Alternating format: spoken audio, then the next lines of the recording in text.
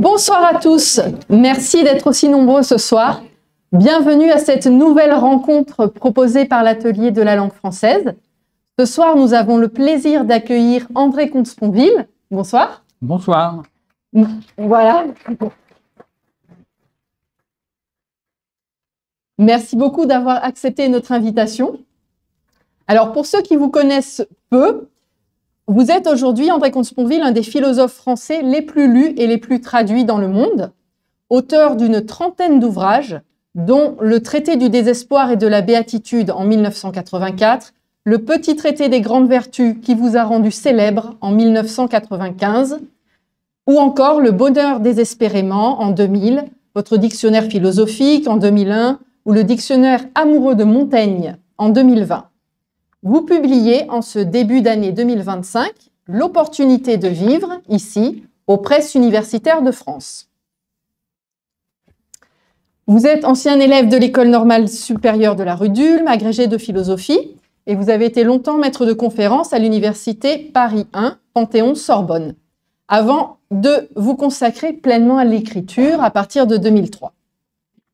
Vous avez publié plus de 8000 pages, si je ne me trompe pas. Alors, autant dire que nous n'allons pas pouvoir parcourir l'ensemble de vos réflexions ce soir en 1h30, mais je vous propose de picorer ou de virevolter ensemble parmi vos thèmes de prédilection que sont le bonheur, la vie, la mort, la spiritualité et bien d'autres encore. Nous avons la chance de vous voir ou de vous entendre souvent dans les médias depuis quelques années. Est-ce que c'est un paradoxe pour un penseur comme vous d'être devenu un philosophe médiatique, entre guillemets? Disons que c'est pas évident. C'est pas évident parce que, d'abord, bonsoir à tous. Merci d'être là. Merci à l'Atelier de la langue française de m'avoir invité.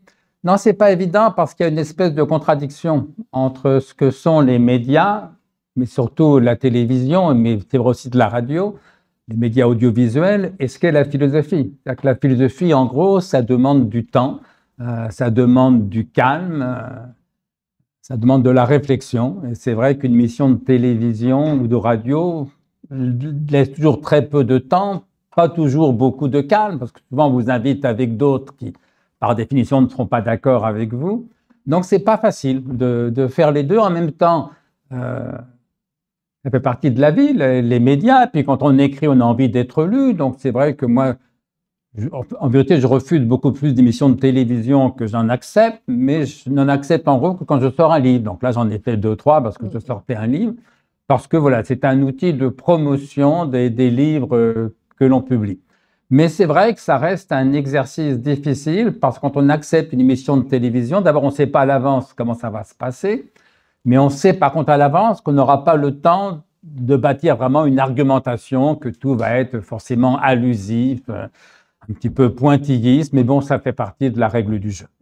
Ce soir, vous avez 1h30 et vous êtes le seul invité, donc j'espère qu'on va pouvoir développer certaines idées. Vous dites que vous êtes un philosophe de tradition française. Qu'est-ce que cela signifie? Ah, ça c'est une grande histoire. C'est vrai qu'en philosophie, il y a des traditions nationale où il n'y en a pas tant que ça en vérité. Il y a une grande tradition, je parle des modernes, en laissant les anciens, les Grecs et les Latins de côté, mais en gros il y a 3 traditions principales qui sont la tradition allemande, la tradition anglo-saxonne et la tradition française, qu'on peut résumer par 3 noms à chaque fois. Tradition allemande, on va dire Leibniz, Kant, Hegel. Tradition anglo-saxonne, on va dire Hobbes, Locke, Hume. Et tradition française, Montaigne, Descartes, Pascal. Prenant à chaque fois 3 génies, mais plutôt vers l'amont, plutôt aux origines de ces traditions. Et alors pour ceux d'entre vous qui ont fait de la philosophie, rien que la succession de ces 9 noms, ça dit quelque chose d'essentiel. Alors, pour ceux qui ne les ont pas lus, voilà, l'une des différences, c'est que vous prenez un livre de Leibniz, de Kant ou de Hegel. Si vous n'avez pas fait d'études de philosophie, vous n'y comprenez rien. Quand je dis rien, c'est rien. Vous prenez un livre de Montaigne, de Pascal, de Descartes, vous comprenez l'essentiel. Presque tout, parfois. Vous prenez un livre de la tradition anglo-saxonne, vous comprendrez, mais ça vous paraîtra quand même un peu ennuyeux. Pourquoi c'est comme ça? C'est que la tradition allemande est une tradition hyper spéculative où tel ou tel philosophe essaye de dire absolument l'absolu. Donc forcément, c'est très compliqué.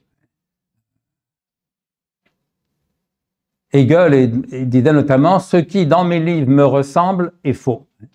Autrement dit, il s'agissait d'inventer un discours qui n'est pas du tout un discours biographique, mais au contraire qui essaye de dire l'absolu lui-même, l'esprit absolu, le savoir absolu, comme dit Hegel. Montaigne, c'est l'inverse. Montaigne, au début des essais, il dit « c'est moi que je peins ».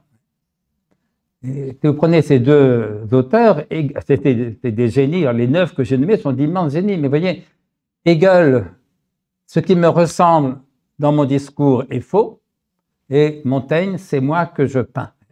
Et donc la tradition, alors il y a un épisode amusant, enfin une boutade qu'on cite souvent, dont personne ne connaît l'auteur, c'est une référence anonyme du début du XXe siècle, qui dit la chose suivante. Une revue savante lance un concours sur l'éléphant. Candidate un philosophe allemand, un philosophe britannique, un philosophe français. Le philosophe britannique monte une expédition en Afrique, 6 mois, une autre en Inde, 6 mois, pour étudier l'éléphant, l'éléphant d'Afrique, l'éléphant d'Asie, rentre chez lui, travaille pendant 1 an et pond un ouvrage de 500 pages, plein d'observations empiriques, très précises, très fiables, mais un peu ennuyeuses. Le philosophe français ne part pas en Afrique, il ne part pas en Inde, il va au jardin des plantes. Observez les 2-3 éléphants qui sont en cage au sein des plantes. Il leur jette négligemment quelques cacahuètes. Et puis, il rentre chez lui et il écrit en 2 week-ends un essai brillant, mais quelque peu superficiel, sur l'éléphant. L'Allemand ne part pas en Afrique, ne part pas en Asie, ne va même pas au jardin des plantes. Il s'enferme dans son bureau et il écrit un ouvrage de 600 pages intitulé « L'éléphant déduit de l'idée du moi ». Et quand on en parle entre collègues, ça nous amuse tous parce qu'on y reconnaît quelque chose de nos traditions. Là, évidemment, c'est un peu sévère pour la tradition française à cause de cette espèce de frivolité, de superficialité. Mais ça fait partie aussi de cette tradition-là. C'est-à-dire que... alors, reprenons, je ne veux pas être trop long là-dessus, mais c'est un sujet en même temps qui me passionne. Qu'est-ce qu'il y a de commun à Montaigne, Pascal et Descartes qui les distinguent tellement de Leibniz, Kant, Hegel ou de Hobbes, Locke, Hume? Première différence, vous y comprenez tout, par différence avec les Allemands. Deuxième différence, pourquoi ça vous plaira davantage que Hobbes, Locke et Hume? C'est que la tradition britannique est une tradition empiriste, s'installe du point de vue du sujet anonyme d'une expérience quelconque. C'est ça l'empirisme. Alors que Montaigne, ce n'est pas le sujet anonyme d'une expérience quelconque. C'est moi, Michel de Montaigne. C'est moi que je peins. Et donc la tradition française, non seulement elle est claire, mais elle est résolument personnelle, subjective, à la limite autobiographique. Dans le cas des essais, c'est clair, c'est moi, l'essai de Montaigne, c'est moi que je peins. Mais le plus grand livre de Descartes, qui s'appelle Les Méditations métaphysiques, c'est une autobiographie intellectuelle. C'est l'histoire d'un esprit, comme disait le professeur Alquier. Descartes vous raconte comment il est devenu Descartes, et c'est un chef-d'œuvre absolu. Donc, philosophie claire, philosophie à la première personne, et du même coup, comme il s'agit d'exprimer un individu dans sa singularité, et non pas le sujet anonyme d'une expérience quelconque, il faut trouver une langue pour exprimer cette singularité. c'est-à-dire un style. Le style, c'est l'homme, comme disait Buffon. L'homme à la première personne. Et c'est la singularité peut-être qui m'est la plus chère, c'est que nos trois plus grands philosophes, les trois que j'ai évoqués, Montaigne, Pascal, Descartes, sont d'immenses écrivains. Pour deux des trois, ce sont même des écrivains de génie, c'est-à-dire que Montaigne et Pascal font partie des plus grands écrivains français et des plus grands écrivains de tous les temps, et reconnus comme tels dans le monde entier. Leibniz, Kant, Hegel, aucun n'est un grand écrivain. Dans une histoire de la littérature, il n'y a pas Leibniz, il n'y a pas Kant, il n'y a pas Hegel, mais il y a Montaigne, il y a Pascal. Et dans une histoire de la littérature britannique, il n'y a pas Hobbes, il n'y a pas Locke, il n'y a pas Hume. Voilà, donc la tradition française, elle se reconnaît à la clarté. Alors l'exception allemande, c'est Nietzsche, évidemment. Parce que Nietzsche, vous comprendriez, mais justement, Nietzsche a toujours préféré les moralistes français, comme il disait, aux philosophes allemands. Voilà donc la tradition française dans laquelle moi je me reconnais, alors pas par nationalisme, on peut très bien philosopher à l'allemande ou à la façon anglo-saxonne et le faire aussi bien, mais ce n'est pas une question de sang ou de naissance, c'est une question de goût, hein, mais mon goût me porte vers cette tradition française pour la clarté, pour la subjectivité, une philosophie à la première personne et une philosophie qui soit aussi, si possible, une œuvre d'art, une œuvre littéraire. Vous venez de mentionner l'importance de l'autobiographie et justement, je voulais vous parler de votre enfance parce que dans ce petit ouvrage, La clé des chants et autres impromptus, qui rassemble 12 textes brefs, vous avez publié un texte inédit, extrêmement touchant d'ailleurs, qui vous a été demandé par vos lecteurs et je crois même par vos lectrices, qui est dédié à votre maman. Je voulais vous demander, est-ce que votre enfance est à l'origine de votre tempérament et plus tard peut-être de votre appétence pour la philosophie? Oh, l'enfance est à l'origine de tout, plus ou moins pour tout le monde, pas spécialement pour moi. Ce n'est pas un texte dédié à ma mère, c'est un texte qui parle de ma mère. Oui. Elle est morte depuis bien longtemps. Et c'est vrai que ça a été une demande, c'est le seul cas dont je me souvienne, d'un livre que j'ai écrit à la demande de ses futurs lecteurs. Le hasard a fait que j'étais invité à une émission qui était La Grande Librairie, du temps de François Bunel. J'étais l'invité principal, et donc on commençait, on n'était que deux, François Bunel et moi, et il avait pris le parti d'une interview très biographique, et donc, de mon point de vue, très autobiographique. Donc il m'interroge sur mon enfance, je réponds, donc je parle de mon père, je parle de ma mère, et en sortant du plateau, je me suis dit, mais pourquoi est-ce que je racontais tout ça? Parce que j'avais le sentiment d'un peu d'impudeur. Mais bon, moi je répondais aux questions que m'avait posées François Bunel. Enfin, ouais, je me reprochais un petit peu d'en avoir dit tant que ça. Sauf que quand je rentre chez moi, dans les heures qui ont suivi, j'ai reçu beaucoup de mails qui me demandaient, mais dans quel livre avez-vous parlé de ce que vous avez dit ce soir chez François Bunel? Alors, je leur répondais, mais dans aucun livre, c'est des choses que je n'ai pas écrites. C'est vrai que plusieurs lecteurs et surtout plusieurs lectrices m'ont dit, écoutez, écrivez-le. Et ça m'a paru une bonne idée parce qu'au fond, c'est vrai que la philosophie, c'est un travail de pensée. Il ne s'agit pas de raconter sa vie. C'est un travail de pensée, mais en même temps, on ne pense pas à partir de n'importe quoi. Et spécialement dans cette tradition française dans laquelle je me reconnais, oui, c'est un travail de pensée, donc c'est un travail conceptuel, rationnel, abstrait, rigoureux. Oui, je suis d'accord avec ça, mais à la première personne. Et dès lors qu'on prend le risque d'une pensée à la première personne, il est non pas indispensable, mais peut-être utile de dire comment on en est venu biographiquement aux positions qui sont les vôtres, si vous voulez. Et donc, j'ai entrepris ce texte. Alors, pourquoi est-ce que ça m'importait? Qu'est-ce que j'avais dit à François Bunel, ou pour autant que je m'en souvienne, mais moi, j'ai eu une enfance plutôt sombre. Je ne m'en plains pas, parce que pour tout vous dire, j'ai souvent le sentiment que les gens qui ont eu une enfance heureuse, il leur manque toujours quelque chose. Moi, j'ai pas eu une enfance heureuse, j'ai eu une enfance, pas non plus, c'était pas du Zola, j'étais pas un enfant martyr, mais j'ai eu une enfance plutôt malheureuse parce que ma mère était malheureuse. Quand on est un fils aimant et tendre, ce que j'étais, on ne peut pas être heureux si sa mère est malheureuse. Ma mère était malheureuse pour deux raisons. D'abord parce qu'elle était malheureuse dans son couple, elle avait le tort d'épouser un homme qui était avéré un mari détestable et un très mauvais père, qui était mon père, mais qui plus est, elle était dépressive. Elle était à la fois malheureuse et dépressive. Ce n'est pas la même chose, le malheur et la dépression, mais l'un n'empêche pas l'autre. Et assez souvent, l'un peut mener à l'autre et réciproquement. Donc voilà, moi j'ai grandi avec une mère malheureuse et au fond, j'ai appris à vivre, à penser, à aimer dans le malheur de ma mère.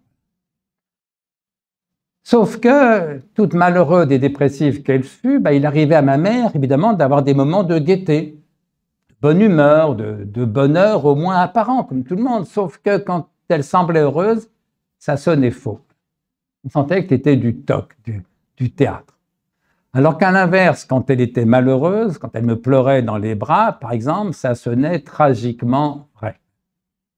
Et donc j'en avais tiré la conclusion dans ma petite tête d'enfant que la joie était du côté du mensonge, de l'illusion, du semblant, et qu'à l'inverse, la vérité était du côté de la tristesse.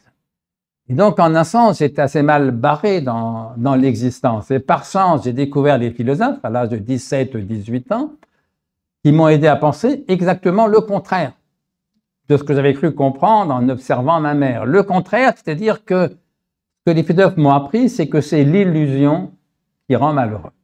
Parce que toute illusion débouche sur une désillusion. Alors qu'à l'inverse, je ne dirais pas que la vérité rend forcément joyeux, des vérités gaies, des vérités tristes, mais quand on regarde les choses telles qu'elles sont, quand on essaie de voir la vérité en face, on peut au moins prendre sa vie à bras-le-corps. Et donc voilà, ce que j'ai lu chez les philosophes, au fond, c'était le contraire de ce que de ma mère. Il m'est arrivé de dire que la philosophie a été ma bonne mère, comme dirait Mélanie Klein. Non pas que ma mère était une mauvaise mère, elle était très aimante, mais très malade, mais très aimante. Mais voilà, la philosophie a été une bonne mère parce qu'elle m'a appris à chercher plutôt le bonheur du côté de la vérité que du côté de l'illusion. Et alors, ce qui s'est passé, c'est que j'ai donc fait un premier livre, le Mythe d'Icare, le premier tome du traité du désespoir et de la béatitude, pour expliquer ce que j'avais compris grâce aux philosophes, à savoir que l'illusion rend malheureux et que très souvent nous sommes séparés du bonheur par l'espérance même qui le poursuit. On dit à force d'espérer le bonheur pour demain, on s'interdit de le vivre aujourd'hui. C'est mon point de départ philosophique. On peut résumer par une formule de Blaise Pascal. Dans les pensées, Pascal écrit, c'est un fragment qui porte un fragment d'une quinzaine de lignes, qui porte sur le temps. Et dans ce fragment, Blaise Pascal explique qu'on ne vit jamais pour le présent. On vit un peu pour le passé et surtout beaucoup, beaucoup pour l'avenir. Et le fragment se termine par la phrase suivante. Pascal écrit « Ainsi, nous ne vivons jamais. Nous espérons de vivre. Si bien que nous disposons toujours à être heureux, il est inévitable que nous ne le soyons jamais. » Ça, c'est typiquement tradition française. Tout le monde comprend. On se dit, putain, il y en a au moins un qui a dit la vérité. Ainsi, nous ne vivons jamais, nous espérons de vivre. Si bien que nous disposons toujours à être heureux, il est inévitable que nous ne le soyons jamais. C'est inévitable là, quand même, ça pèse lourd dans la pensée. Et mes premiers livres partaient de là.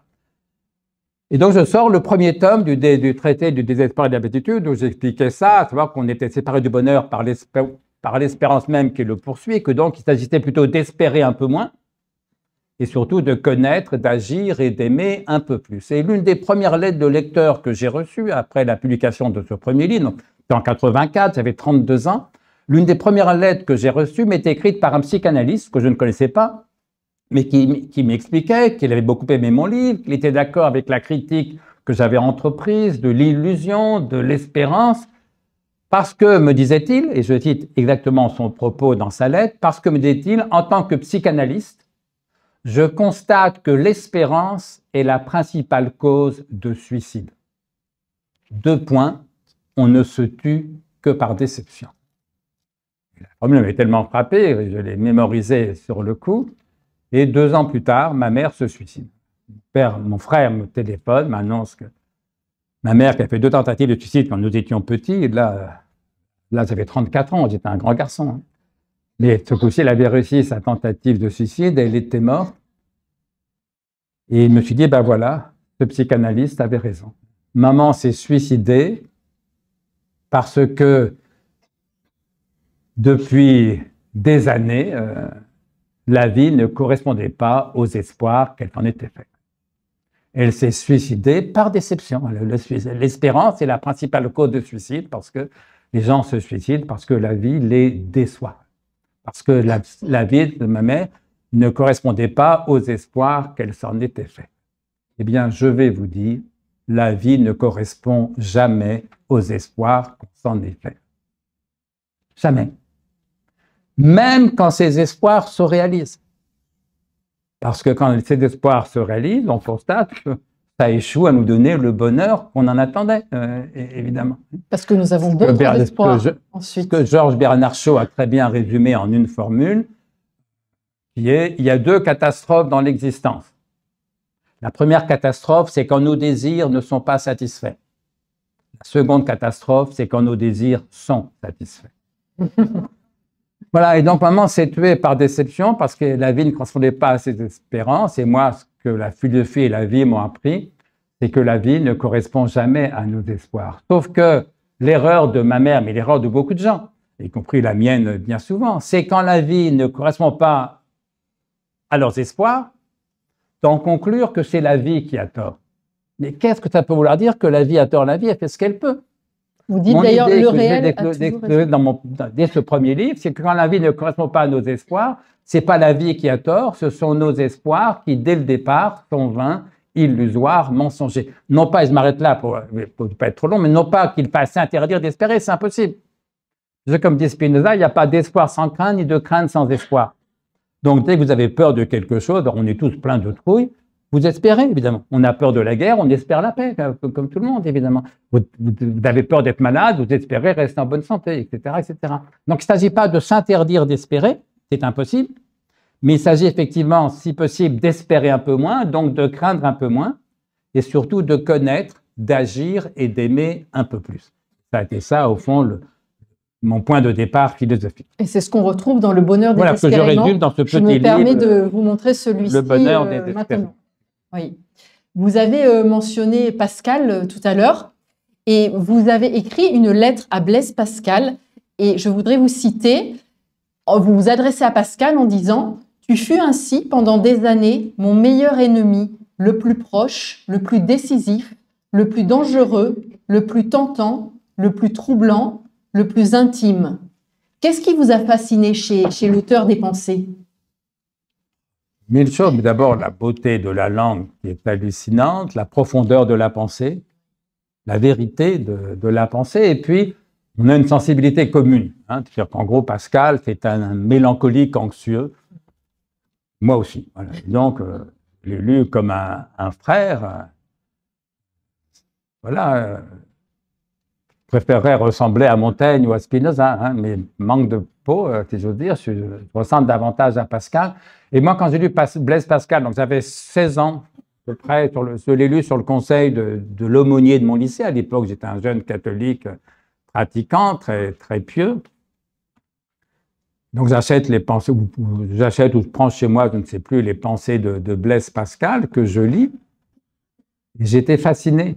Pas tellement parce que Pascal dit sur Dieu, en vérité, il dit très peu de choses sur Dieu. Il dit que Dieu est incompréhensible, on est bien avancé. Non, mais j'étais fasciné parce que Blaise Pascal dit sur l'homme, sur vous et moi. J'avais le sentiment, là encore, en voilà au moins un qui a dit la vérité. Alors, on pourrait lire tel ou tel fragment des pensées, mais il y en a l'un des plus courts qui me comble, en 1 ligne et demie. Voilà. Condition de l'homme. 2 points. Ennui, inconstance, inquiétude.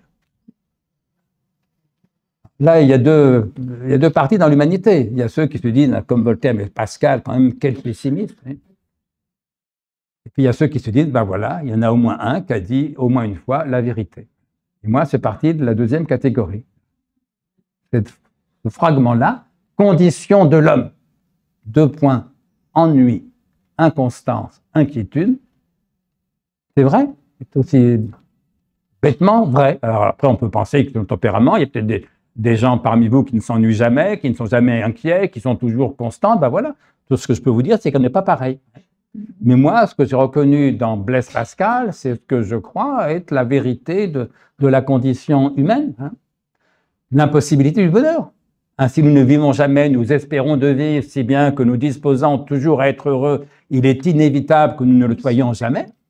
Voilà, à 16 ans, vous lisez ça, vous dites, ben voilà, c'est pour ça que je ne suis pas heureux. Enfin, quelqu'un qui m'explique pourquoi je n'arrive pas à être heureux. Et l'étonnant, c'est que moi, j'ai perdu la foi peu de temps après. Là, vous êtes devenu athée vers l'âge de 18 ans, vers l'âge de 17, 18 ans. Et quand j'ai relu Pascal à la vingtaine, l'un des premiers textes que j'ai relus, quand j'étais rue Dieu, à l'école normale supérieure, c'était les pensées de Blaise Pascal. Donc là, j'étais devenu complètement athée. En principe, ce type n'avait plus rien pour m'intéresser. Et ça m'a fasciné encore plus, parce que justement par cette vérité sur l'homme, sur la condition humaine, sur la vie, sur la mort, ce type me bouleverse. Oui. Certains philosophes, je pense par exemple au cartésianisme, ont essayé d'engager la philosophie sur la voie de la science. Et pour vous, je crois, la philosophie est et demeure incertaine. Ben oui, par définition, parce que la philosophie n'est pas une science. Et c'est vrai que plusieurs des plus grands philosophes, essentiellement Descartes, quoique français, oui. Kant et Husserl, ces 2 derniers allemands, ont prétendu, comme disait Kant, engager la philosophie dans la voie sûre d'une science. Et ce qu'ils ont expliqué tous les 3, c'est que la philosophie, c'est pénible, parce que les gens ne sont jamais d'accord. La philosophie, c'est une arène, Kampfplatz, dit Kant en allemand, où les philosophes n'arrêtent pas de se battre, et puis ils nous disent, ben voilà, on va sortir de là, moi je vais vous dire la vérité, je vais démontrer scientifiquement la vérité. Sauf qu'ils n'ont pas réussi, évidemment, sinon on serait tous cartésiens, ou bien tous kantiens, ou tous husserliens, et ce n'est pas le cas du tout. Et donc, il faut accepter que philosopher, c'est penser de façon rationnelle, hein, c'est pas de l'impressionnisme, c'est pas essentiellement de la littérature, c'est d'abord de la réflexion rationnelle, mais c'est penser sans preuve. Autrement dit, moi je dis souvent, philosopher, c'est penser plus loin qu'on ne sait, et plus loin qu'on ne peut savoir. Et c'est ça la différence avec les sciences. Autrement dit, il y a autant de philosophies différentes qu'il y a de philosophes différents, ou presque autant. Après, il y a des écoles et des courants, mais enfin, en gros, oui, chaque philosophe a sa philosophie. Par science, il n'y a pas autant de mathématiques différentes qu'il y a de mathématiciens différents. Il y a une seule mathématique, une seule physique. C'est à la gloire de la science, évidemment, parce qu'au moins, ils sont certains de ce qu'ils ont démontré. Oui, c'est bien pourquoi je n'ai aucune raison de faire des mathématiques. Pourquoi voulez-vous que je me casse la tête à faire des mathématiques alors que je vais trouver la même chose que n'importe quel mathématicien compétent? Un exemple trivial, 327 multiplié par 212, le tout au carré, comment ça fait? Aucun d'entre vous ne prendra la peine de calculer, parce que la première calculette venue, le premier comptable venu vous donnera le résultat. En réalité, justement parce que les sciences sont des sciences, avec leur lot de démonstrations, c'est des vérités qui restent relatives, mais d'un autre point de vue, mais tous les scientifiques sont d'accord sur la vérité de ce qu'ils ont démontré, et surtout sur la fausseté de ce qu'ils ont démontré être faux. C'est justement pour ça que je n'ai aucune raison personnelle de faire des sciences. Alors qu'à l'inverse, c'est justement parce qu'il y a autant de philosophies différentes qu'il y a de philosophes différents que vous devez philosopher vous-même. Vous n'avez aucune raison personnelle de faire des mathématiques. Alors, si vous aimez ça, des mathématiques, c'est rien contre, mais si c'est votre gagne-pain, il faut bien gagner sa vie, faites des mathématiques ou de la physique, mais il n'y a pas d'enjeu personnel. C'est pourquoi je dis souvent que les philosophes ne sont pas les femmes de ménage de l'esprit ou les hommes de ménage de l'esprit. Qu'est-ce que je veux dire? Pourquoi est-ce qu'on engage une femme de ménage? On engage une femme de ménage pour ne pas faire le ménage soi-même. Si vous croyez lire un philosophe pour n'avoir pas à philosopher vous-même, vous n'avez rien compris à ce qu'est la philosophie. Puisque comme la philosophie n'est pas une science, personne ne peut vous dire ce qu'il sait, il pourra tout au plus vous dire ce qu'il croit être vrai. Par exemple, sur la question de l'existence de Dieu, moi je n'y crois pas. D'autres, Descartes, Pascal y croient, très bien. Qui a raison? Ben, personne n'en sait rien. Et donc, si vous vous interrogez sur l'existence de Dieu, vous ne trouvez pas la réponse chez tel ou tel philosophe, puisque les réponses ne vaudront que dans la mesure où vous-même, vous faites le cheminement intellectuel. Voilà, autrement dit, les philosophes ne sont pas là pour philosopher à votre place, ils sont là pour vous aider éventuellement à philosopher mieux. Voilà, et donc c'est justement parce que la philosophie n'est pas une science que la philosophie est tellement intéressante, et c'est pour ça que chacun doit philosopher. Personne n'est tenu de faire de la physique ou de la chimie ou des mathématiques. Tout le monde, en quelque chose, me semble-t-il, est tenu de faire de la philosophie, quel que soit son niveau, parce que la philosophie, au fond, c'est l'art de répondre aux questions qu'on se pose sur la vie, sur le bonheur, sur le malheur, sur la mort, sur l'existence ou l'inexistence de Dieu, etc. C'est-à-dire sur les questions les plus intéressantes. Parce que quand je dis que philosopher, c'est penser plus loin qu'on ne sait et qu'on ne peut savoir, ben réfléchissez-y. Toutes les questions vraiment intéressantes sont de cet ordre-là. Vous dites donc, philosopher, c'est penser par soi-même, mais ce n'est pas penser tout seul. Non, parce aussi, avez-vous eu plusieurs maîtres, si je puis dire, oui, parce que philosophie. tout seul, on pense mal. Et vous commencez à vous dire, bon, je vais réfléchir à l'existence de Dieu, voyons les arguments pour, les arguments contre. Ça risque d'être 2-3 platitudes, si vous voulez. Donc, on a besoin des autres pour apprendre à philosopher. C'est pour ça, effectivement, qu'il est bon de lire les philosophes. Mais prenez la moindre conversation avec vos amis proches. Hein. De quoi parlez-vous? Vous verrez que vous ne parlez en vérité que de ce qu'on ne sait pas. Et le plus souvent, de ce qu'on ne peut pas savoir. Hein. Aucune de vos conversations à dîner ne va être du style « Tu as vu, la Terre tourne autour du Soleil. » Ah oui, c'est intéressant. C'est intéressant. Et puis, elle tourne aussi sur elle-même. Ah oui, c'est très bien. Ah oui, on le sait. Mais dès lors qu'on le sait, ça n'a plus d'intérêt. Vous allez parler, est-ce qu'il y aura ou pas une guerre en Europe prochainement? Oui, parce qu'on ne sait pas. Ce n'est pas une question philosophique, mais ce que je veux dire, c'est quand on ne connaît pas la réponse que les choses sont vraiment intéressantes. Et comme en philosophie, on ne connaît jamais la réponse, puisque la philosophie n'est pas une science, c'est pour ça que la philosophie est la discipline du monde la plus intéressante. En tout cas, pour mon groupe. Et est-ce que pour vous, vous avez déjà parlé du bonheur, mais est-ce que pour vous, le bonheur est le but de la philosophie? Non, c'est le but de tout homme, de toute femme. Alors, on essaiera de voir ce que c'est que le bonheur, mais c'est quelque chose, il y a une espèce de consensus sur 25 siècles, au fond, depuis Platon jusqu'à Freud,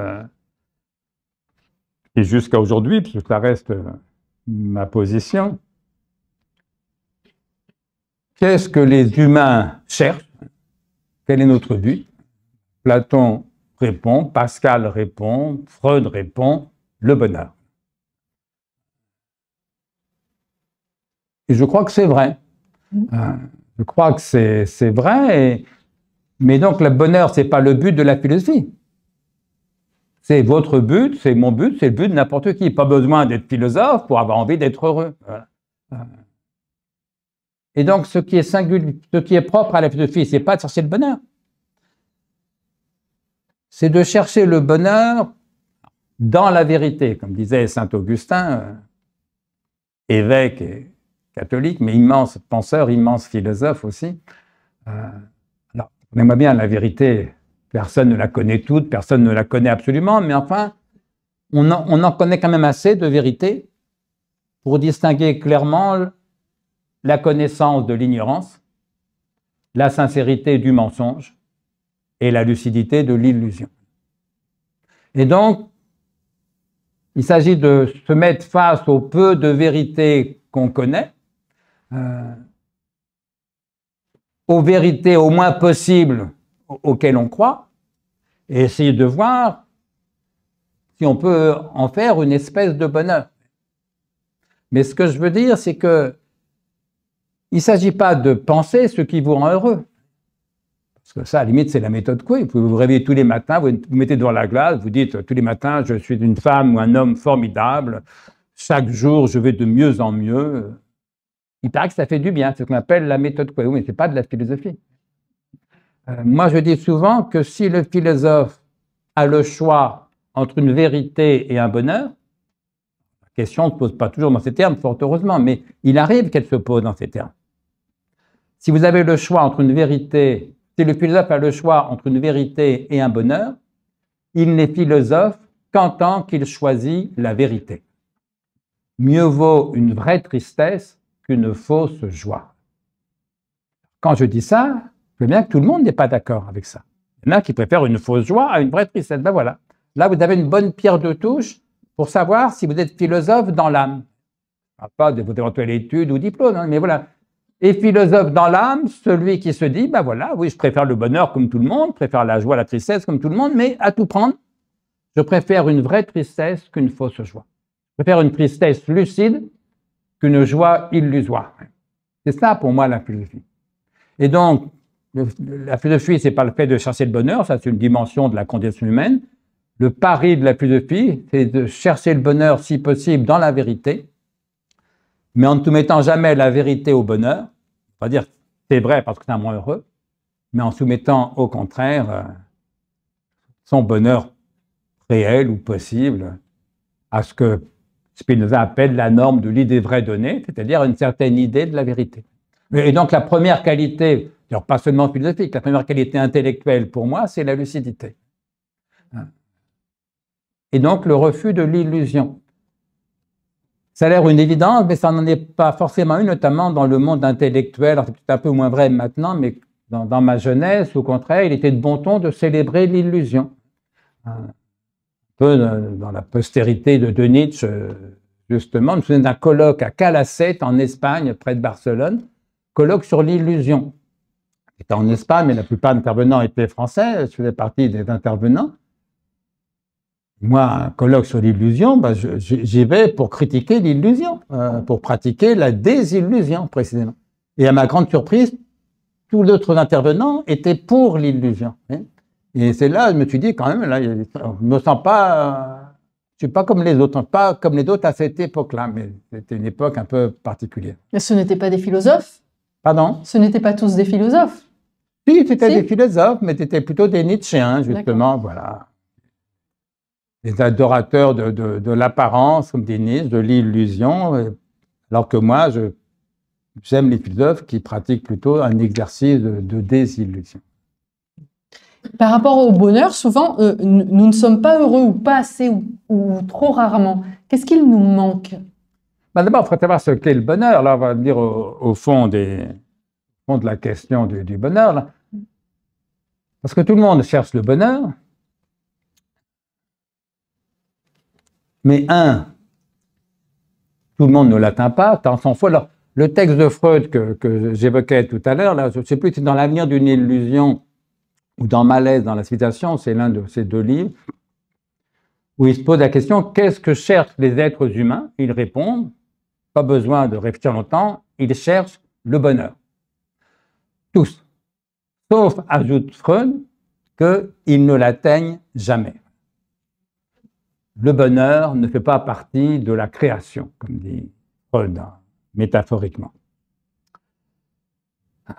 Donc, tout le monde le cherche, mais ça ne veut pas dire que tout le monde le trouve. Alors, certains prétendent même que personne ne le trouve, mais je vais y revenir. Mais deux, et surtout, personne ne sait exactement ce que c'est. Parce que, comme disait Kant au XVIIIe siècle en Allemagne, donc, Kant écrit « Le bonheur est un idéal, non de la raison, mais de l'imagination ». Le bonheur est un idéal, non de la raison, mais de l'imagination. Autrement dit, le bonheur, tout le monde en rêve, tout le monde l'imagine, idéal de l'imagination, mais personne ne sait exactement ce que c'est. Eh bien, moi, je vais vous dire ce que c'est. Proposer ma définition du bonheur. Alors, avant de dire ce qu'est le bonheur, commençons par dire ce qu'il n'est pas. Première définition négative, le bonheur, ça n'est évidemment pas une joie constante, permanente, immuable. Ça, la joie constante, permanente, immuable, c'est ce que j'appelle la félicité. Ah. La félicité. Parce que la béatitude, elle est éternelle, c'est encore autre chose. La béatitude, elle est en principe sortie du temps. La félicité, elle serait dedans, mais ça durait toujours. Mais voilà, la félicité, ça n'existe pas. C'est du pipeau. Alors, après la mort, peut-être pour les croyants, peut-être vous vivrez ça, mais avant votre mort, c'est impossible. Donc, un, le bonheur, ça n'est pas la félicité, ça n'est pas une joie constante. Deux, le bonheur, ça n'est pas non plus la satisfaction de tous nos désirs. Ça, c'est ce qu'on appelle la plénitude. Ça n'existe pas. Ça n'existe pas pour deux raisons. D'abord, parce que nos désirs sont ouverts à l'infini, alors que notre vie est vouée à la finitude. Et donc, le propre du désir, c'est qu'on n'en a jamais assez. Et donc, tous vos désirs ne seront jamais tous satisfaits. Deuxième raison, si on arrivait à satisfaire tous nos désirs, la vie deviendrait quand même extrêmement ennuyeuse. Donc, le bonheur, ce n'est pas la félicité, ce n'est pas une joie constante. Le bonheur, ce n'est pas la plénitude, ce n'est pas la satisfaction de tous nos désirs. Alors, c'est quoi le bonheur? Je vais vous proposer une définition qui va vous sembler bien triviale, bien décevante, et que je crois, au contraire, formidablement éclairante. Ma réponse, ma définition, c'est que le bonheur, c'est simplement le contraire du malheur. Vous allez me dire, on n'est pas très avancé. On est considérablement avancé. Parce que le bonheur, à la limite, personne ici ne sait ce que c'est. Idéal de l'imagination. Mais le malheur, on est nombreux ici à savoir ce que c'est. Parce que le malheur, ce n'est pas un idéal de l'imagination. Ce n'est même pas un idéal du tout. C'est une expérience. On l'a vécu ou pas. Vu la moyenne d'âge dans cette salle, mon pari, c'est qu'on est au moins 50% à avoir vécu le malheur. C'est ce que c'est, puisqu'on l'a vécu.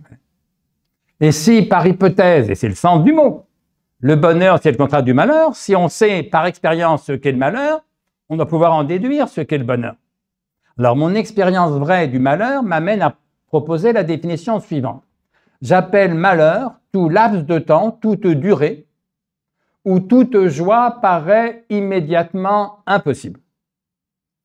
Vous vous réveillez le matin, la joie n'est pas là, et vous savez de source sûre qu'elle ne sera pas là de la journée, ni les jours ou les semaines qui suivent. Parce que vous avez perdu peut-être l'être que vous aimiez le plus au monde, qui vient de mourir, ou parce que vous souffrez atrocement d'une maladie incurable, que sais-je. Toute joie vous paraît immédiatement impossible, vous êtes malheureux. Le bonheur, disais-je, c'est le contraire du malheur. Ben, si j'appelle malheur tout laps de temps où toute joie paraît immédiatement impossible, j'appelle bonheur tout laps de temps, toute durée, où la joie paraît immédiatement et continuellement possible. Attention, pas toujours réel, ne rêvez pas, ça c'est la félicité, ça n'existe pas, c'est du pipeau. Mais immédiatement et continuellement possible. Par exemple, vous vous réveillez le matin. La joie est là ou elle n'y est pas. Pour moi, pour tout vous dire, le matin, il y est rarement. J'ai des réveils plutôt difficiles. Mais vous savez que la joie peut venir, qu'elle va venir sans doute dans la journée, et puis qu'elle repartira, et puis qu'elle reviendra. Eh bien, ces longs moments, là, ça peut durer des mois ou des années, où la joie vous paraît immédiatement et continuellement possible, c'est exactement ce que j'appelle le bonheur. Alors, des fois, les amis philosophes, du moins certains d'entre eux, me disent « mais ce n'est pas le sens du mot ». Alors, c'est vrai, si vous prenez le petit Larousse, mais le petit Larousse, ce n'est pas non plus un chef-d'œuvre de philosophie. Vous verrez bonheur, deux points, état de complète satisfaction. Si le bonheur, c'était ça, Freud aurait raison. On n'est jamais heureux. Puisque la plénitude, la complète satisfaction, c'est ce que j'appelle la plénitude. Ça n'existe pas. Nos désirs sont ouverts à l'infini, l'avoué est voué à la finitude. Et donc, on peut tous dire, comme les Rolling Stones, I can get no satisfaction.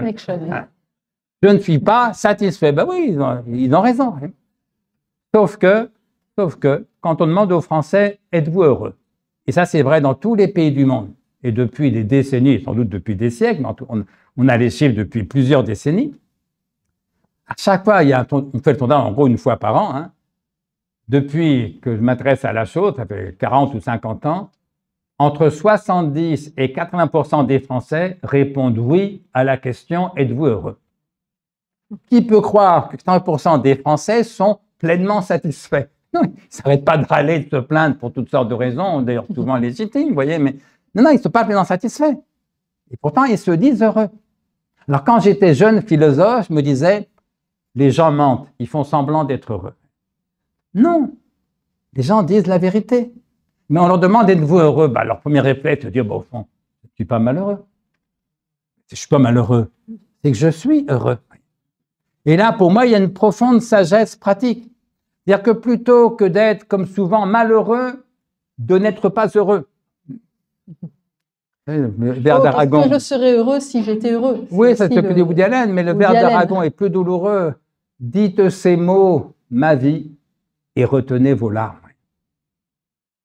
Ou la belle formule de Flaubert dans une lettre à l'un de ses copains, ce redoutable petit mot, bonheur, qui fit couler tant de larmes. Les gens se disent, oh, je ne suis pas heureux, paf, ils font dans l'arme. Plutôt d'être malheureux, de n'être pas heureux, essayons d'être heureux, de n'être pas malheureux. Et là, il y a une profonde sagesse pratique, si vous voulez. Et alors, du coup, quand tel ou tel philosophe me dit, mais le bonheur, ça n'existe pas, ma réaction, elle est double. C'est de me dire, en voilà encore un qui confond le bonheur et la félicité, ou le bonheur et la plénitude. C'est une question de définition, chacun a sa définition, mais on ne parle pas de la même chose. Comme je suis d'accord avec lui pour dire que la félicité, ça n'existe pas, que la plénitude, ça n'existe pas. Mais deux, je me dis, en voilà encore un qui n'a jamais été vraiment malheureux, ne serait-ce qu'une fois dans sa vie. Parce que tous ceux ici qui ont été vraiment malheureux au moins une fois dans leur vie, et qui ne le sont plus, bah, ils savent au moins par différence que le bonheur aussi existe. Le bonheur, c'est justement et simplement quand on n'est pas malheureux. Alors, ce n'est pas de l'absolu, ce n'est pas de la félicité, ce n'est pas de la plénitude, c'est du relatif. Oui, mais qu'est-ce que c'est bon? Qu'est-ce que c'est bon? Quand on a vécu le malheur ou quand on le vit, on comprend ce qu'est le bonheur. Et c'est ce qu'écrit Prévert, le poète, dans un de ses poèmes. « Je reconnus le bonheur au bruit qu'il fit en partant. » Il était heureux, il ne s'en rendait pas compte, le con. Le malheur lui tombe dessus. Je ne sais plus, comme disait, je ne sais plus quel humoriste disait, un bon coup de malheur, ça ne sert à rien, mais ça fait du bien quand même. Il était heureux sans s'en rendre compte. Patatras, le malheur lui tombe dessus, il se dit, j'étais heureux. Eh bien, ceux ici qui ont été malheureux, qui par chance, par talent, selon les cas, sont sortis du malheur, ils savent qu'ils sont heureux. Et donc, du même coup, on comprend que pour être heureux, il faut, à peu près heureux, c'est-à-dire heureux, parce qu'une fois, le bonheur, ce n'est pas de l'absolu, c'est du relatif. C'est de la joie possible. Et la joie possible, elle est plus ou moins fréquente, plus ou moins intense. Là, oui, on est plus ou moins heureux. Mais être heureux, en vérité, c'est toujours être plus ou moins heureux. Mais quand on a vécu le malheur, la différence est bien claire malgré tout. Voilà, et donc il s'agit de combattre le malheur. Et d'ailleurs, je crois qu'une bonne façon et la meilleure façon de se rapprocher du bonheur, c'est de combattre les causes de malheur et de les combattre, si possible, avec d'autres. Vous avez mentionné l'espérance. Faut-il donc se libérer totalement de l'espérance? Est-ce qu'il faut éviter d'espérer? Comme je le disais tout à l'heure, on ne peut pas. On ne peut pas parce que c'est la formule peut-être que j'ai citée le plus souvent de toutes les formules de philosophes. C'est une formule de Spinoza. Il n'y a pas d'espoir sans crainte, ni de crainte sans espoir. Prendre le temps de comprendre ce que ça veut dire, il faut le prendre au pied de la lettre. Ça veut dire qu'il est impossible d'espérer sans avoir peur, comme il est impossible d'avoir peur sans espérer. Par exemple, vous avez peur de tomber malade. Ça veut dire que vous espérez rester en bonne santé. Vous espérez rester en bonne santé, vous avez donc peur d'être malade.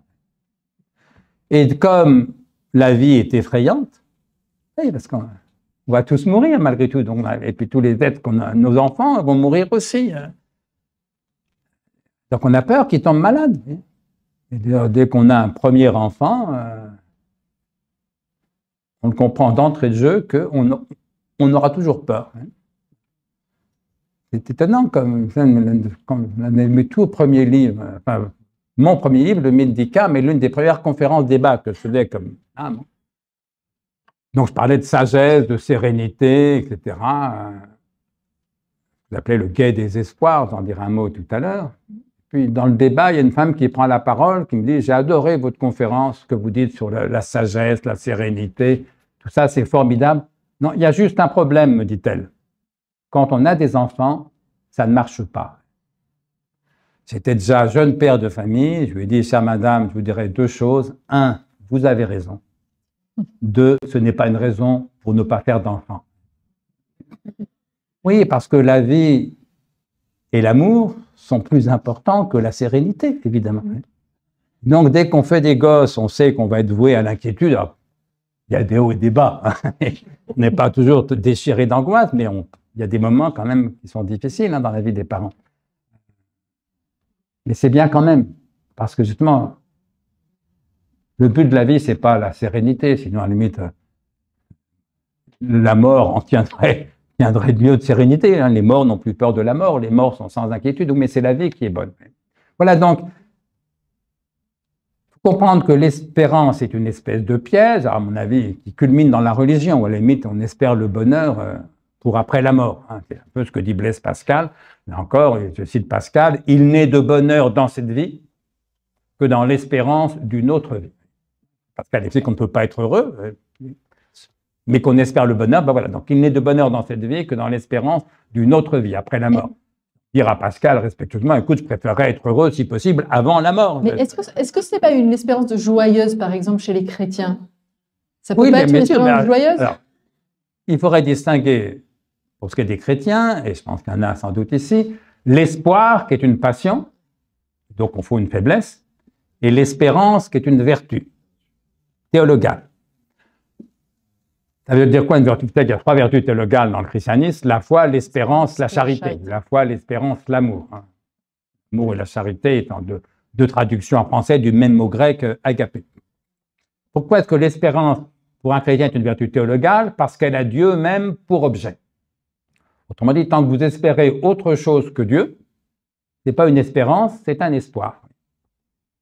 Vous espérez rester en bonne santé, ne croyez pas que vous êtes un chrétien plein de vertus théologales, d'espérance. Non, non.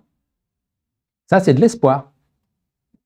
Vous avez peur de malade, comme tout le monde, et donc vous espérez rester en bonne santé. Ça n'a rien à voir avec Dieu, si vous voulez. Voilà, et donc l'espérance joyeuse, c'est espérer Dieu. Alors, c'est pour ça qu'il faudrait rentrer dans les détails. Quand je dis qu'il n'y a pas d'espoir sans crainte, ni de crainte sans espoir, c'est pas tout à fait vrai. Il m'a fallu longtemps pour comprendre le point faible dans la pensée de Spinoza sur ce point-là, parce qu'il y a des espoirs sans peur, sauf que c'est plus du même coup des espoirs, c'est plus de l'espoir, c'est ce que j'appelle la confiance. Par exemple, si vous dites à votre meilleur ami, « J'espère que tu ne me trahiras jamais », c'est une injure de dire ça à son meilleur ami. Vous savez bien qu'il ne trahira pas. Et donc, vous ne dites pas « j'espère, j'ai confiance en toi ». Et donc, en un sens, ça donne raison à Spinoza, parce que oui, on peut espérer quelque chose, mais sans avoir peur, mais du même coup, c'est plus vraiment de l'espoir, c'est de la confiance. Par exemple, il y en a un ici qui peut dire sincèrement « j'espère me lever tout à l'heure », ça veut dire qu'il est très malade dans son corps ou dans sa tête. Parce que pour tous les autres, nous lever, personne ne compte rester si indéfiniment assis, mais on sait qu'on arrivera à se lever tout à l'heure. Donc, ce n'est pas de l'espoir, c'est de la confiance. Oui, j'ai confiance, je vais arriver à me lever tout à l'heure. Mais donc, entre les deux, selon qu'il y a encore un tout petit peu de crainte ou plus du tout, est-ce que c'est un espoir, est-ce que c'est une confiance? La frontière est poreuse entre ces deux notions. Mais aussi, à l'inverse, il y a des craintes sans espoir. Par exemple, si je vous dis « j'ai peur de mourir ». Ah bon, tu espères être immortel? Ah non, pas du tout. Alors, s'il n'y a pas d'espoir sans crainte, ni de crainte sans espoir, ben voilà. Ce n'est pas une crainte. C'est ce qu'on peut appeler alors, une angoisse, une peur. C'est ce que j'appelle, moi, dans mon langage de philosophe, un effroi. J'appelle effroi les peurs sans espoir. L'exemple que je prends dans l'un des livres où je raconte ça, c'est une expérience de pensée. Imaginez le type qui a une gangrène aux 2 jambes. Le médecin lui dit, demain matin, je vous ampute des 2 jambes. Vous êtes d'accord? Oui, docteur, ça va me sauver la vie, je vous remercie. Il arrive le matin de l'opération. Rien demande au gars, alors comment ça va? Il répond, j'ai peur. Parce que vous espérez que je ne vais pas vous opérer? Non, j'espère pas, je vous ai demandé de m'opérer. Mais l'idée d'être cul-de-sac me fout les boules au max. Ça, c'est ce que j'appelle un effroi. C'est à l'origine du tragique. Il y a de tragique dans la condition humaine, c'est le contraire de ce qu'on espérerait quand il n'y a plus de place pour l'espoir. On préférait ne pas mourir et on sait qu'on va mourir. Alors, après, on a plus ou moins peur de la mort. Moi, en vérité, j'y pense, à la mort, j'y pense très souvent, mais de façon très sereine. J'ai pris l'exemple, mais en même temps, voilà, je trouve que je suis en bonne santé, mais si je vais mourir ce soir, oui, je pense que je serai angoissé. Si vous voulez, c'est normal d'être angoissé quand le médecin vous annonce, il vous reste 24 heures à vivre. Vous voyez, et donc, voilà.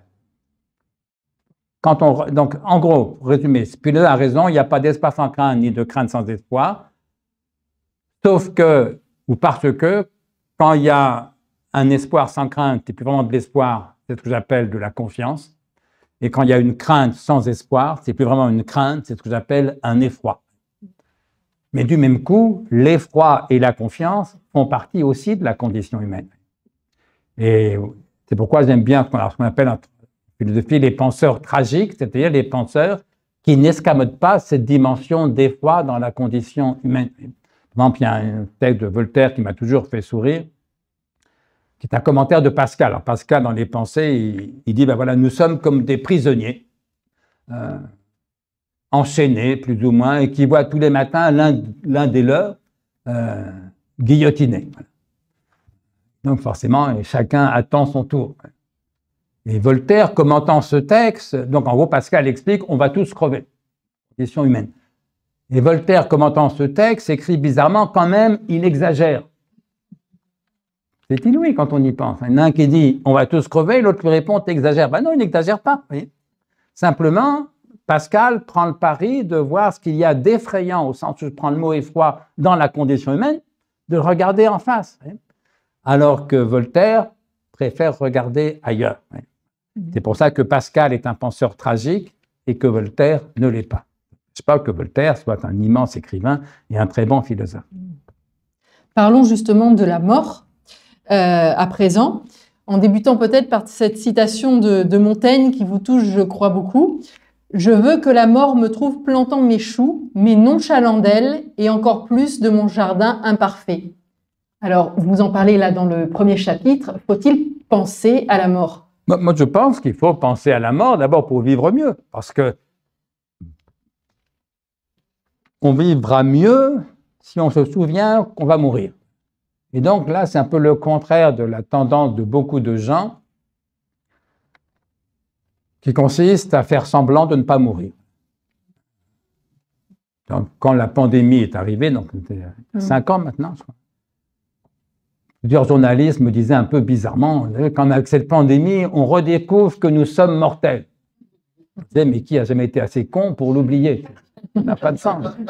Mais c'est vrai que certains avaient fini par l'oublier. Alors les journalistes me disaient, oui, mais justement, à notre époque, on ne pense plus à la mort, on fait tout pour l'oublier. Je leur répondais, mais ce n'est pas notre époque. C'est toujours vrai. Parce que justement, Montaigne écrivait dans les essais, ils vont, ils viennent, ils courent, ils sautent, ils dansent. De mort, nulle nouvelle. On fait tous semblant de ne pas mourir. Ils vont, ils viennent, ils courent, ils sautent, ils dansent. De mort, nulle nouvelle. Oui, mais quand la mort les frappe, continue Montaigne, là je cite de mémoire et mal, mais quand la mort les frappe, alors eux ou leurs proches, alors quelle angoisse, quel chagrin, quel désespoir. Et Montaigne conclut, il faut y pourvoir de meilleures heures. Il faut y penser plus tôt. Et pas du tout pour se morfondre dans l'angoisse ou la tristesse, au contraire, pour aimer d'autant mieux la vie qu'en pensant à la mort, on se rappelle qu'elle est brève, qu'elle est rare, qu'elle est précieuse. Ce qu'avait très bien exprimé André Gide, grand lecteur de Montaigne. C'est l'une des premières phrases, j'ai lu Les nourritures terrestres, j'avais 16 ans, je pense, c'est l'une des premières phrases que j'ai vraiment admirées absolument.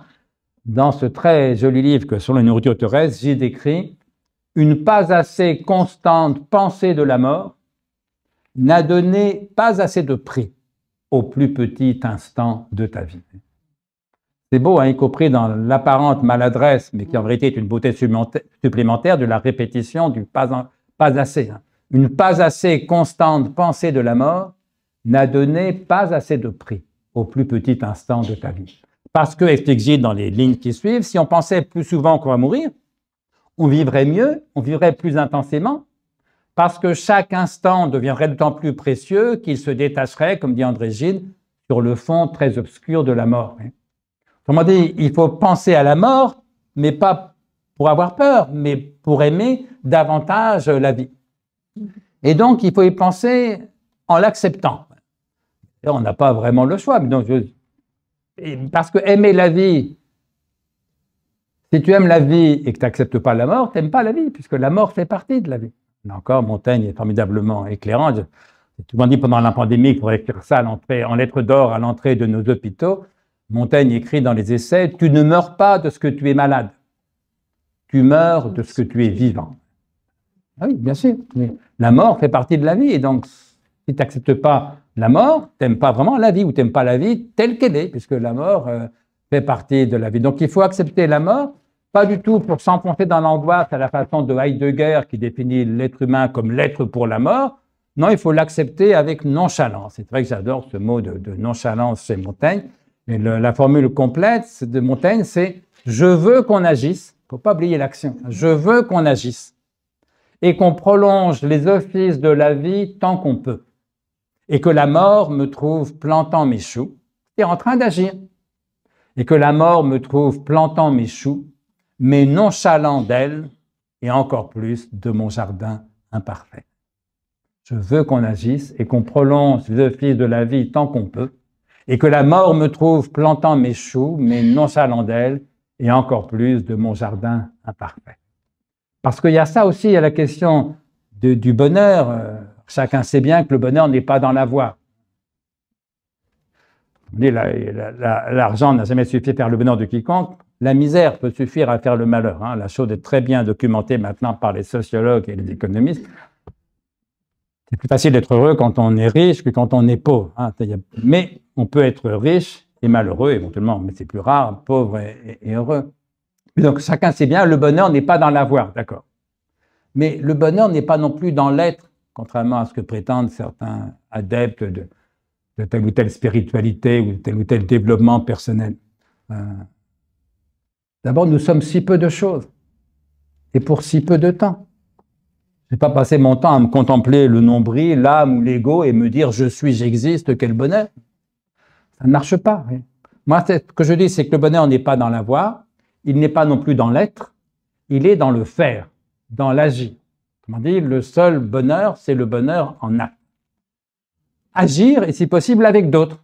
Et donc, ma thèse, c'est que le bonheur, il est dans l'action et dans la relation. Je crois que c'est ça, au fond, une vie heureuse. Donc le bonheur, par définition, c'est le contraire du malheur. Je ne reviens pas sur ce que j'ai dit, mais comment s'échapper du malheur? Par l'action et par la relation. Si j'ai bien compris, vous préconisez donc de connaître, d'aimer et d'agir. Oui, parce que c'est les trois alternatives à l'espoir. Connaître. Essayer d'espérer que 2 et 2 font 4. Impossible. Essayer d'espérer qu'on a pris la Bastille le 14 juillet 1789. Impossible. Essayer d'espérer, que je vais prendre un exemple ancien pour ne pas être aux polémiques, que Mitterrand a été élu président de la République. Impossible. Vous pouvez espérer que tel ou tel sera élu pour la prochaine élection, parce que vous ne le savez pas. Autrement dit, il est impossible d'espérer ce qu'on sait, et donc on ne peut espérer que ce qu'on ignore. Et donc, il ne s'agit pas de s'interdire d'espérer, mais d'augmenter la part de connaissance, puisque là où il y a connaissance, il n'y a plus espoir, il n'y a plus de crainte. Vous ne pouvez pas avoir peur que Mitterrand ait été élu président de la République, ou ni l'espérer ni le craindre. On est libéré de l'espoir et de la peur. Donc, on espère que ce qu'on ignore, donc l'alternative, c'est connaître un peu plus pour espérer moins et donc craindre moins. Deuxième alternative, on espère que ce qui ne dépend pas de nous. On ne veut, et donc on ne fait, que ce qui en dépend. C'est la grande disjonction stoïcienne, il y a ce qui dépend de moi, ce qui ne dépend pas de moi. Et c'est la différence entre l'espoir et la volonté. L'espoir et la volonté, ce sont deux formes de désir, mais la différence, c'est que l'espoir, c'est un désir dont la satisfaction ne dépend pas de moi, comme disaient les stoïciens. Par différence avec la volonté, qui est un désir dont la satisfaction dépend de moi. Et bien sûr, mieux vaut désirer ce qui dépend de moi et donc le faire, puisque ça dépend de moi. Et donc mon désir est satisfait dans l'instant, puisque je fais ce que je veux. Plutôt que désirer ce qui ne dépend pas de moi et donc espérer, et donc avoir peur, puisqu'il n'y a pas d'espoir sans crainte. Et donc le contraire de l'espoir, c'est l'action. La volonté, mais donc l'action, parce qu'attention, vouloir, c'est agir, ou ce n'est pas vouloir. Je l'illustre d'un exemple. Je vous mets au défi de vouloir tendre le bras sans tendre le bras. Essayez pour voir. Possible. Il n'y en a qu'un ici qui veut tendre le bras, c'est moi, je suis le seul à le faire. Vous pourriez dire, non, mais je veux tendre le bras, j'y arrive pas du tout. Tu veux, avec ta main gauche, t'empêcher de tendre le bras droit. C'est exactement ce que tu fais. Autrement dit, et c'est le secret du stoïcisme, on fait toujours ce qu'on veut. Toujours. Pas toujours ce qu'on espère, pas toujours ce qu'on désire. On fait toujours ce qu'on veut. Donc, on espère que ce qu'on ignore, l'alternative, c'est connaître un peu plus pour avoir moins à espérer et donc à craindre. On espère que ce qui ne dépend pas de nous, l'alternative, c'est faire ce qui dépend de nous, c'est-à-dire agir. Et plus on agit, moins on a besoin d'espérer et de craindre.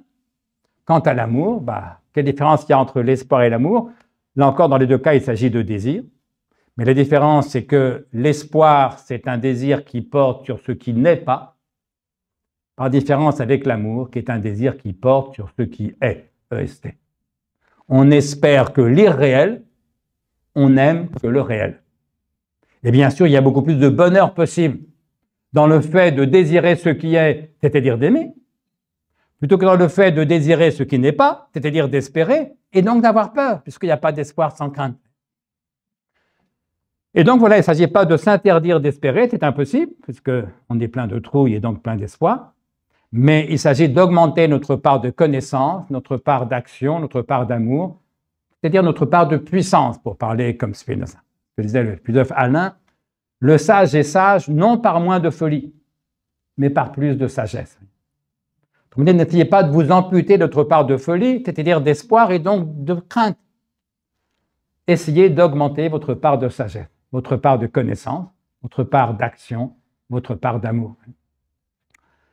Voilà, c'est ça, il me paraît au fond l'essentiel, c'est ce que j'ai essayé de montrer dans plusieurs de mes livres. Peut-être pour boucler la boucle, quand j'écrivais mon petit traité des grandes vertus, il y a 18 chapitres sur les 18 vertus qui me paraissaient les principales.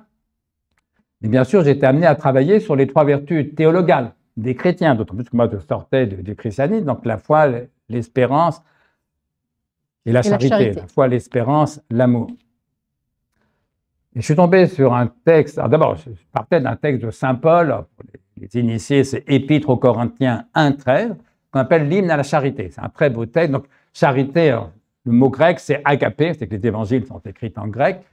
Agapé, que les catholiques traduisent souvent par charité, les protestants plutôt par amour. Mais c'est le même mot grec qu'on peut appeler l'amour de charité, l'amour du prochain, pour dire la chose simplement. Donc, dans ce Épître aux Corinthiens 1,13, Saint Paul explique, voilà, il y a ces 3 choses, la foi, l'espérance, la charité. Et Saint Paul ajoute, la plus grande des 3, c'est la charité, c'est l'amour. Donc, j'ai envie de dire aux chrétiens qui sont ici, s'il y en a, vous voyez, au moins, on peut au moins partager ça, communier là-dedans, dans quand même la plus grande des 3 vertus théologales, qui est l'amour. Et saint Paul ajoute, tout le reste passera, la charité seule ne passera pas. Je pense qu'on est plusieurs dans cette salle à avoir entendu ça des dizaines de fois pendant la messe, hein, sans que ça nous pose le moindre problème. Ouais. Sauf que saint Augustin, et c'est là qu'on voit que c'est un grand esprit, relisant cette phrase, alors peut-être pour la 1000e fois, d'un coup saint Augustin te dit, mais qu'est-ce que ça veut dire? Tout le reste passera, la charité seule ne passera pas. Est-ce que ça veut dire que la foi passera? Est-ce que ça veut dire que l'espérance passera? Une fois dans le royaume, oui. Et oui, et saint Augustin, avec le mélange de génie et de courage qui le caractérise, répond oui, ça veut dire ça. Parce qu'au paradis, dans le royaume, il n'y aura plus la foi, il n'y aura plus de croire en Dieu, puisqu'on sera en Dieu. Il n'y aura plus la foi, ce sera la vision béatifique, comme disent les théologiens. Donc, dans le royaume, au paradis, il n'y aura plus la foi, il n'y aura plus l'espérance, parce qu'au paradis, par définition, il n'y a plus rien à espérer. Et bien que dans le royaume, au paradis, il n'y aura plus la foi, il n'y aura plus l'espérance, il n'y aura plus que l'amour. Eh bien, l'athée fidèle que je suis, on reviendra peut-être là-dessus tout à l'heure, mais j'ai envie de dire, ben voilà, pour l'athée fidèle que je suis, le royaume, c'est ici et maintenant. Il s'agit d'habiter cet espace à la fois matériel et spirituel, où rien n'est à croire, puisque tout est à connaître, où rien n'est à espérer, puisque tout est à faire ou à aimer. À faire pour ce qui dépend de nous, à aimer pour ce qui n'en dépend pas. Et donc, en un sens, voilà, mon idée d'athée fidèle, c'est que nous sommes déjà dans le royaume, mais c'est le dernier royaume. Il n'aura peut-être pas le premier, c'est le seul. Et donc, je travaillais là-dessus, donc je cite les textes de saint Augustin, et puis je vais voir ce qu'en dit Thomas d'Aquin. Alors, mine de rien, il y a quand même 10 siècles entre les deux. Hein. C'est 4e siècle, 14e siècle après Jésus-Christ, Thomas d'Aquin. Et dans la somme théologique immense pavé, Thomas d'Aquin dit la même chose que saint Paul, qu'il cite bien sûr, dit la même chose que saint Augustin, qu'il cite aussi. Il dit comme saint Augustin, ben voilà, dans le royaume, au paradis, il n'y aura plus la foi, il n'y aura plus l'espérance, il n'y aura que l'amour. Sauf que Thomas ajoute ceci que je n'ai jamais lu nulle part ailleurs. Thomas ajoute, d'ailleurs le Christ n'a jamais eu ni la foi, ni l'espérance. Et cependant, il était d'une charité parfaite. Citation mot pour mot. Quand j'ai lu ça, j'en ai eu un peu des frissons dans le dos. Alors comprenez-moi bien, je ne peux pas faire de Thomas l'athée que je suis, mais qui n'était absolument pas. Du point de vue de Thomas d'Aquin, si Jésus n'a jamais eu la foi, bah c'est qu'il était Dieu. Et que Dieu, bien sûr, ne peut pas croire en Dieu puisqu'il est Dieu. Lui, il a le savoir, c'est une question de croyance. Et comme on espère que ce qui ne dépend pas de nous est que ce qu'on ignore, Dieu, par définition, ne peut rien espérer puisque tout dépend de lui, puisqu'il est tout-puissant, et puisqu'il n'ignore rien, puisqu'il est omniscient. Autrement dit, pour Thomas d'Aquin, si Jésus n'a jamais eu la foi ni l'espérance, c'est qu'il était Dieu. Très bien. Et donc, je ne prétends pas faire de Thomas l'athée que je suis, mais qu'il n'était pas. Sauf que ça dit quand même quelque chose d'important sur ce qu'un livre fameux qu'on ne lit plus guère, mais dont c'était le titre, appelait « L'imitation de notre Seigneur Jésus-Christ ». C'est que si Jésus, de l'aveu même de Thomas, n'a jamais eu ni la foi ni l'espérance, qu'il s'agit d'imiter, ben, ce n'est pas sa foi, ce n'est pas son espérance, c'est l'amour, évidemment. Et c'est ça qui m'a amené à me définir un peu tardivement, parce que quand on sort d'une institution comme l'Église catholique, on a toujours envie de partir en claquant la porte. Hein. Moi, en plus, j'étais un peu dans l'exaltation 68 ans. Et puis, avec les années passant, je me suis un peu réconcilié avec cette tradition-là. Pas du tout. Je suis aussi athée, voire plus que je l'étais il y a 40 ans, mais au sens où je suis plus sensible à cette espèce de proximité avec le message évangélique. Et c'est pourquoi j'ai pris l'habitude de me définir comme athée, non dogmatique et fidèle. Peut-être un mot, permettez, oui, on a encore un peu de temps, sur ces 3 qualificatifs. C'est peut-être la meilleure façon de résumer, non pas ma philosophie, mais mes positions métaphysiques. Athée, non dogmatique et fidèle. Alors, athée, c'est le plus simple. Je suis athée parce que je ne crois en aucun Dieu. Pourquoi athée non dogmatique? Athée non dogmatique parce que je reconnais évidemment que mon athéisme n'est pas un savoir. Puisque personne ne sait, au vrai sens du verbe savoir, si Dieu existe ou pas. Je l'explique dans mon livre « L'esprit de l'athéisme » que vous aviez là sur la table. Si vous rencontrez quelqu'un qui vous dit « je sais que Dieu n'existe pas », ce n'est pas d'abord un athée. c'est d'abord un imbécile. La vérité, c'est qu'on ne sait pas. Et si vous rencontrez quelqu'un qui vous dit « je sais que Dieu existe », c'est un imbécile qui a la foi. Il a la foi, c'est pas grave, mais qui sottement prend sa foi pour un savoir, qui est une double erreur philosophique, parce que croire et savoir, c'est deux concepts différents, mais aussi théologique. Parce que la foi en bonne théologie chrétienne, c'est une grâce, ça vient de Dieu. Ce que le savoir, bien sûr, ne saurait être. Donc, personne ne sait si Dieu existe ou non. Être athée non dogmatique, c'est dire je ne sais pas si Dieu existe ou non, mais je crois qu'il n'existe pas. Et c'est pourquoi j'insiste sur le fait que je suis bien athée et pas agnostique. Parce que des fois, les gens me disent, mais si vous ne savez pas si Dieu existe ou non, vous n'êtes pas athée, vous êtes agnostique. Pas du tout. Parce que l'agnostique, ce n'est pas celui qui reconnaît ne pas savoir si Dieu existe ou non. Ça, ce n'est pas l'agnostique, c'est l'intelligent. Il y a des chrétiens intelligents, des athées intelligents, des agnostiques intelligents, qui ont en commun de dire je ne sais pas si Dieu existe ou non. Est-ce qu'il peut... Mais les uns y croient, attendez, je termine, c'est les croyants, d'autres n'y croient pas, c'est les athées. Les troisièmes restent dans l'hésitation, c'est les agnostiques. Autrement dit, l'agnostique, ce n'est pas celui qui reconnaît ne pas savoir si Dieu existe, c'est simplement une marque de lucidité. L'agnostique, c'est celui qui, à la question « Dieu existe-t-il » répond en cochant la case sans opinion, du grand sondage métaphysique portant sur l'existence de Dieu. Bien moi, je ne suis pas sans opinion. Sur la question de l'existence de Dieu, je n'ai aucun savoir, personne n'a de savoir, mais j'ai une croyance, une opinion, une conviction. Mon opinion, ma conviction, ma croyance, c'est que Dieu n'existe pas. Donc, athée, mais non dogmatique. Pourquoi maintenant athée, non dogmatique et fidèle? Alors, athée et fidèle, parce que tout athée que je sois, je reste attaché par toutes les fibres de mon être à un certain nombre de valeurs morales, culturelles, spirituelles, qui sont nées pour beaucoup d'entre elles dans les grandes religions, et spécialement parce que c'est mon histoire, dans la tradition judéo-chrétienne.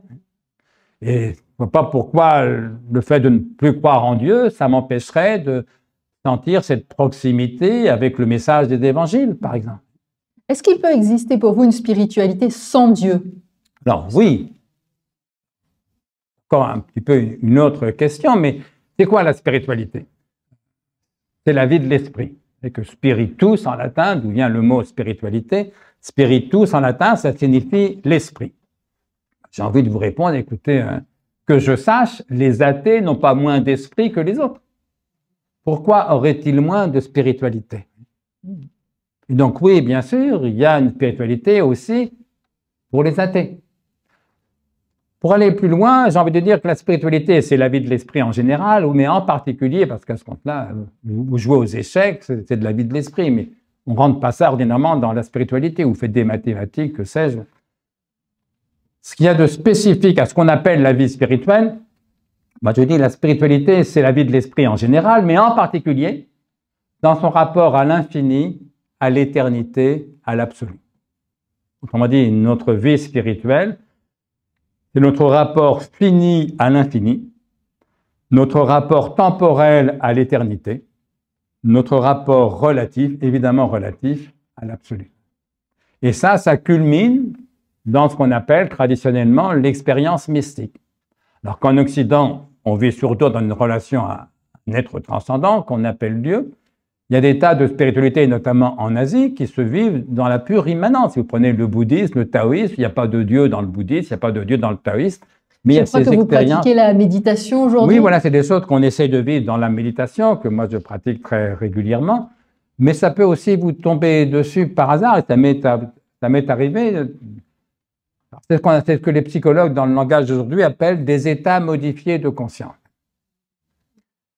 Tout d'un coup, vous avez le sentiment de vivre un truc que vous n'avez jamais vécu, qui caractérise justement, il y a un article là-dessus sur la spiritualité où j'évoque ça. Et quand on regarde à la fois les textes, les témoignages qu'on a chez des croyants, mais aussi chez beaucoup d'incroyants, je donne les références des livres en question dans cet ouvrage, on découvre qu'au fond, ces états modifiés de conscience, ils sont modifiés en quoi? Ils sont modifiés par ce que j'appelle un certain nombre de suspensions ou de mise entre parenthèses. Moi, la première fois que ça m'est arrivé, j'étais jeune prof de philo, j'avais 24, 25 ans. J'étais prof dans le nord de la France, Landrecy, petite bourgade dans le département du Nord.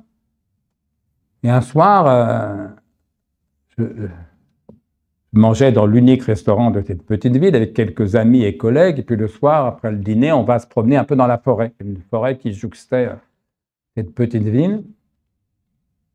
Et j'allais dire un jour, une nuit, puisqu'il faisait nuit, et dans cette forêt, j'ai vécu un état modifié de conscience.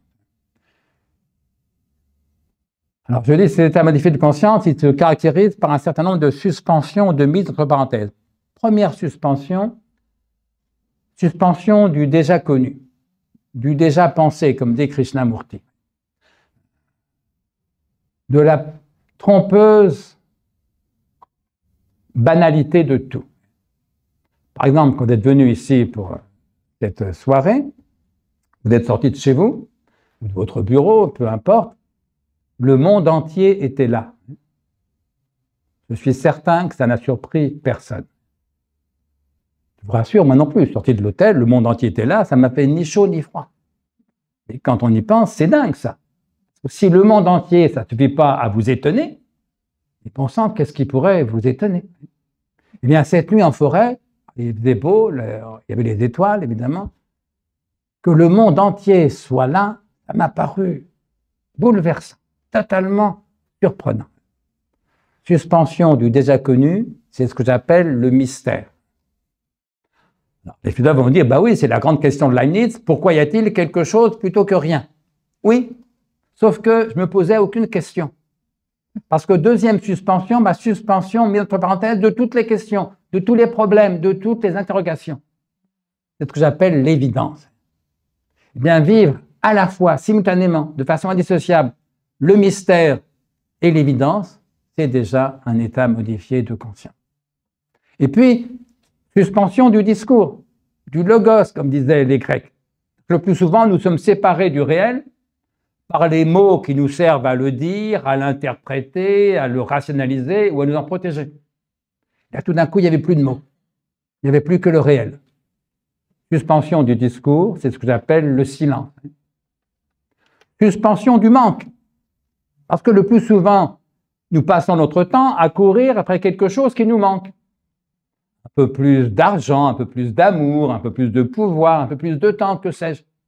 Là, tout d'un coup, dans cette nuit en forêt, pour la première fois de ma vie, je ne manquais absolument de rien. Suspension du manque, c'est ce que j'appelle la plénitude. Et autant la plénitude est impossible sur la durée, ce que j'évoque après du bonheur, autant dans l'expérience d'éternité, on peut le vivre. Pourquoi éternité? Mais parce que suspension du temps, ou plutôt de ce que nous prenons ordinairement et à tort pour le temps, à savoir le passé et l'avenir. Et là, tout d'un coup, dans cette nuit en forêt, il n'y avait plus de passé, il n'y avait plus d'avenir, il n'y avait plus que le présent. Et comme il n'y avait plus que le présent, bien sûr, le présent restait présent. Or, un présent qui reste présent, c'est la définition même de l'éternité. C'est ce que dit saint Augustin. C'est quoi l'éternité? C'est un présent qui reste présent. Et donc, pour la première fois de ma vie, j'ai le sentiment d'être dans l'éternité. Et du même coup, suspension de l'espoir et de la crainte, il n'y a plus que du présent. Donc, plus d'espoir, il n'y a plus de crainte, c'est ce que j'appelle la sérénité. J'avais 24 ou 25 ans, et dans cette nuit en forêt, pour la première fois de ma vie, je n'avais peur absolument de rien. Pour un anxieux comme moi, c'est une expérience bouleversante. Suspension de la séparation entre soi et tout. Le plus souvent, il y a moi d'un côté et tout le reste de l'autre. Là, tout d'un coup, il n'y avait plus que tout. C'est ce que j'appelle l'expérience de l'unité. C'est ce que Freud, reprenant une expression de Romain Rolland, appelle le sentiment océanique. Le sentiment d'être un avec tout, comme la vague ou la goutte d'eau sont une avec l'océan qui les porte. Suspension de la séparation entre soi et soi. Le plus souvent, il y a le je qui observe et le moi qui est observé. Si je dis je me sens triste, il y a le je qui regarde le me qui est triste. Et là, tout d'un coup, il n'y avait plus que le je. Suspension de la séparation entre soi et soi, c'est ce que j'appelle la simplicité. Et donc, ces états modifiés de conscience se caractérisent par l'expérience du mystère, de l'évidence, de la plénitude, du silence, de l'éternité, de la sérénité, de la simplicité, de l'unité. Et on trouve ça dans toutes les traditions, vécues différemment selon qu'on croit en Dieu ou pas, vous voyez, mais là, il y a quelque chose qui fait partie aussi de la condition humaine.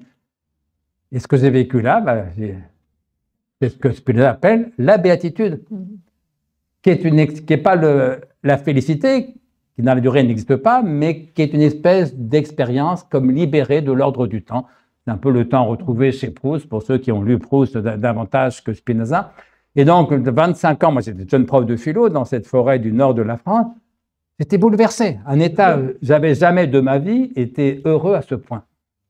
Jamais. Et d'ailleurs, je crois n'avoir jamais été depuis heureux à ce point.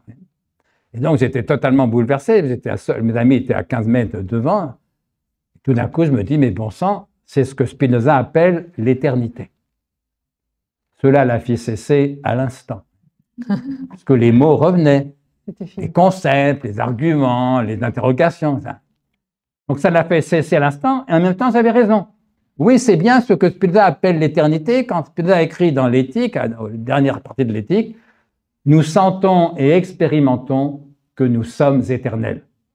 Non pas que nous le serons après la mort, ce que Spinoza ne croit aucunement, non. Nous sentons et expérimentons que nous sommes ici et maintenant éternels.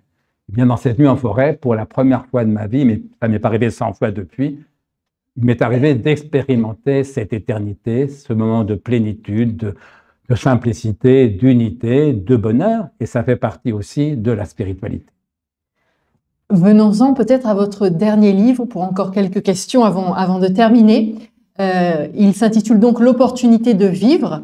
Et dans le premier chapitre, qui lui s'intitule « L'opportunité de mourir », vous évoquez la convergence entre deux écoles hellénistiques, les stoïciens et les épicuriens, qui partent de principes opposés, mais qui pourtant soutiennent une même position sur le suicide, la mort volontaire. Quelle est votre position sur ce sujet-là? Alors, un mot au départ, avant de répondre à votre question, mais sur ce livre-là, donc, l'opportunité de vivre, sous-titré « Ultimes études ».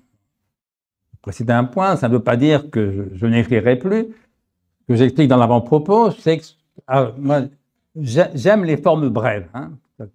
Les articles plutôt que les livres, j'ai fait beaucoup de livres, y compris de très très gros livres, mais quand on peut dire quelque chose en 10 pages, pourquoi en faire un livre? 10 pages, c'est mieux que 300 finalement.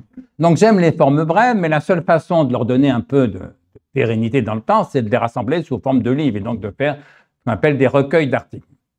Donc ce dernier livre est un recueil d'articles. Mais j'ai fait 3 types de recueils d'articles. C'est ça que je voulais dire pour présenter cet ouvrage.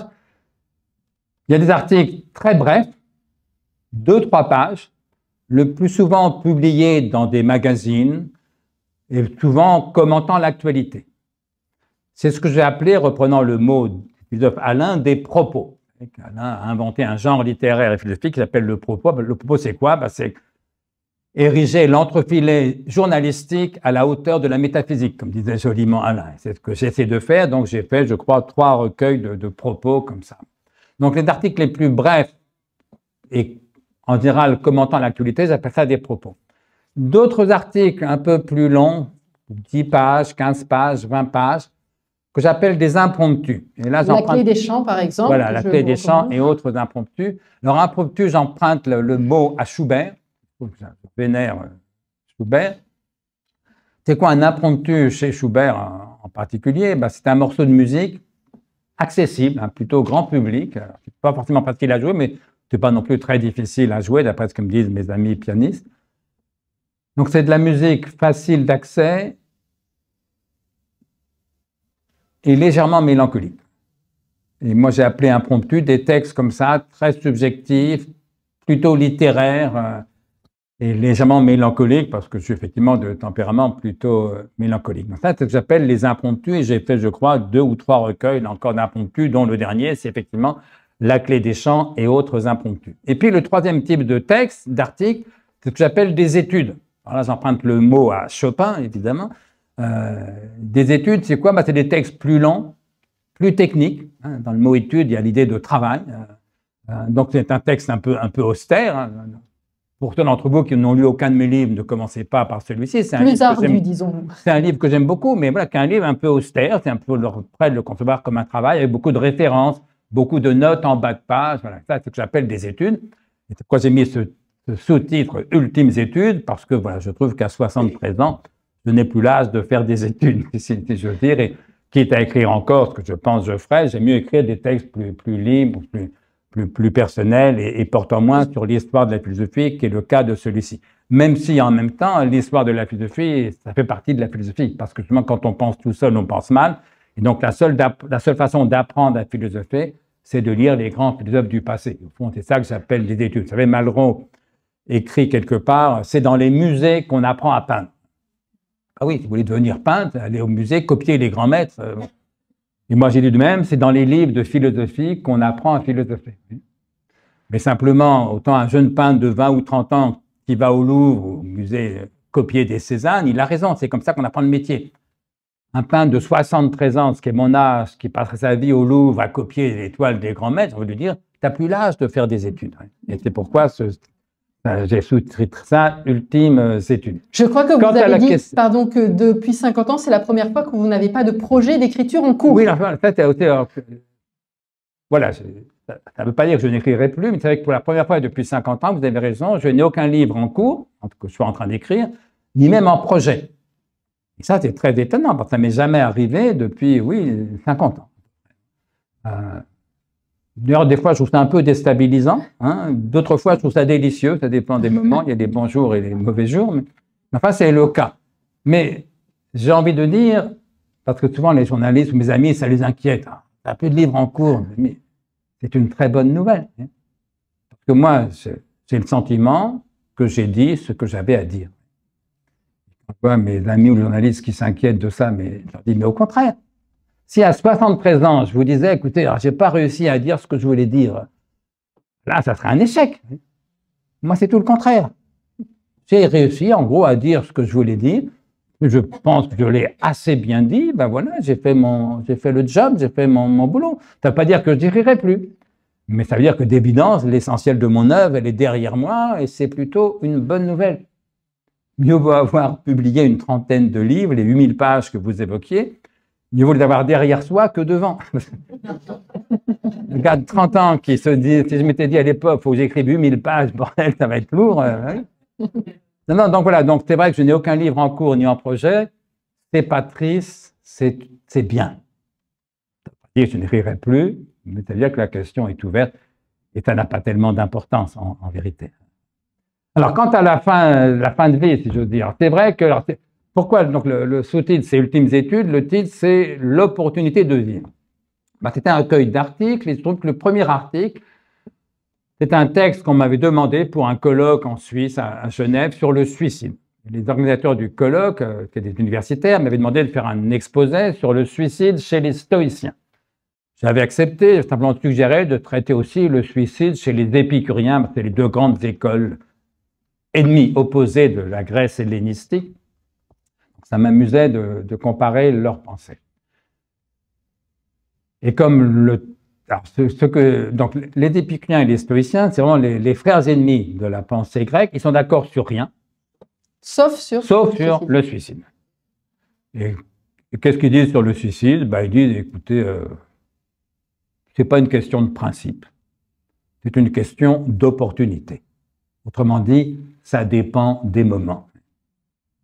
Et donc, quand Camus, un peu naïvement, écrit, j'aime beaucoup Camus, hein, mais quand il écrit un peu naïvement, mais il était jeune, au début du mythe de Sisyphe, il n'y a qu'une seule question philosophique vraiment sérieuse, c'est le suicide.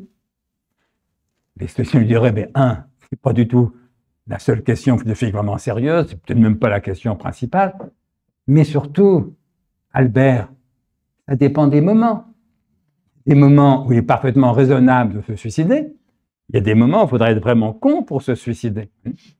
Et donc, la question du suicide, de la mort volontaire, ce n'est pas une question de principe, c'est une question d'opportunité.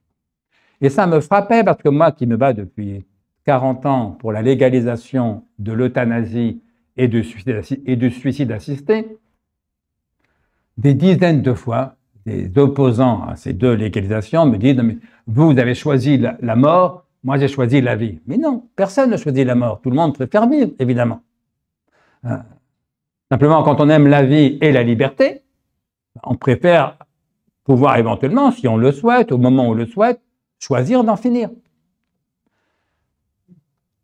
Mais ça ne veut pas dire que tout d'un coup, je suis contre la vie. Ça veut dire simplement que les circonstances ont changé. Et donc, l'opportunité de vivre, comme le premier article s'appelait « L'opportunité de mourir », pour les raisons que j'évoquais, il fallait trouver un titre pour le recueil. Au début, la première idée qui m'est venue, ça a été d'appeler, comme je fais souvent, « L'opportunité de mourir et autres ultimes études ». Quand j'ai dit ça à ma femme, elle dit « Tu ne peux pas appeler ça un titre comme ça, les gens vont croire que tu vas te suicider le lendemain. » Et donc, j'ai appelé ça l'opportunité de vivre. Et je crois que votre éditeur a été d'accord avec votre épouse. Oui, quand j'ai dit ça à mon éditrice, elle m'a dit « J'adore votre épouse. » Non, c'est plus vendeur. Un livre s'appelle l'opportunité de vivre, qu'un livre s'appelle l'opportunité de mourir. Mais ce qu'il faut bien comprendre, c'est que c'est la même question. C'est-à-dire qu'il ne s'agit pas d'être pour la vie ou contre la vie. Tout le monde est pour. Mais dès lors que la mort fait partie de la vie, si on peut mourir sans souffrance, c'est mieux qu'en mourant avec d'atroces souffrances. Et si à certains moments, la vie nous paraît, non pas en elle-même, mais à tel ou tel moment, en raison de telle ou telle circonstance, ne plus valoir la peine, si j'aime la liberté, je dois être libre. Si je suis maître de ma vie, je dois pouvoir être maître aussi de ma mort.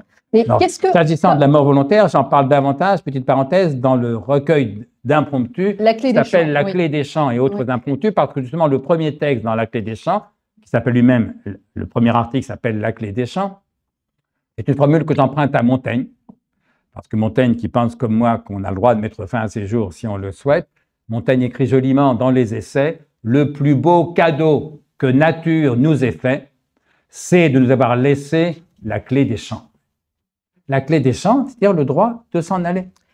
Pardon, mais qu'est-ce que vous répondez aux personnes qui s'opposent à l'euthanasie en arguant du fait qu'il vaudrait peut-être mieux développer les soins palliatifs, rendre l'accès aux soins palliatifs possible pour tous? Parce que l'un n'empêche pas l'autre. Tout le monde souhaite que les soins palliatifs soient accessibles à tout le monde.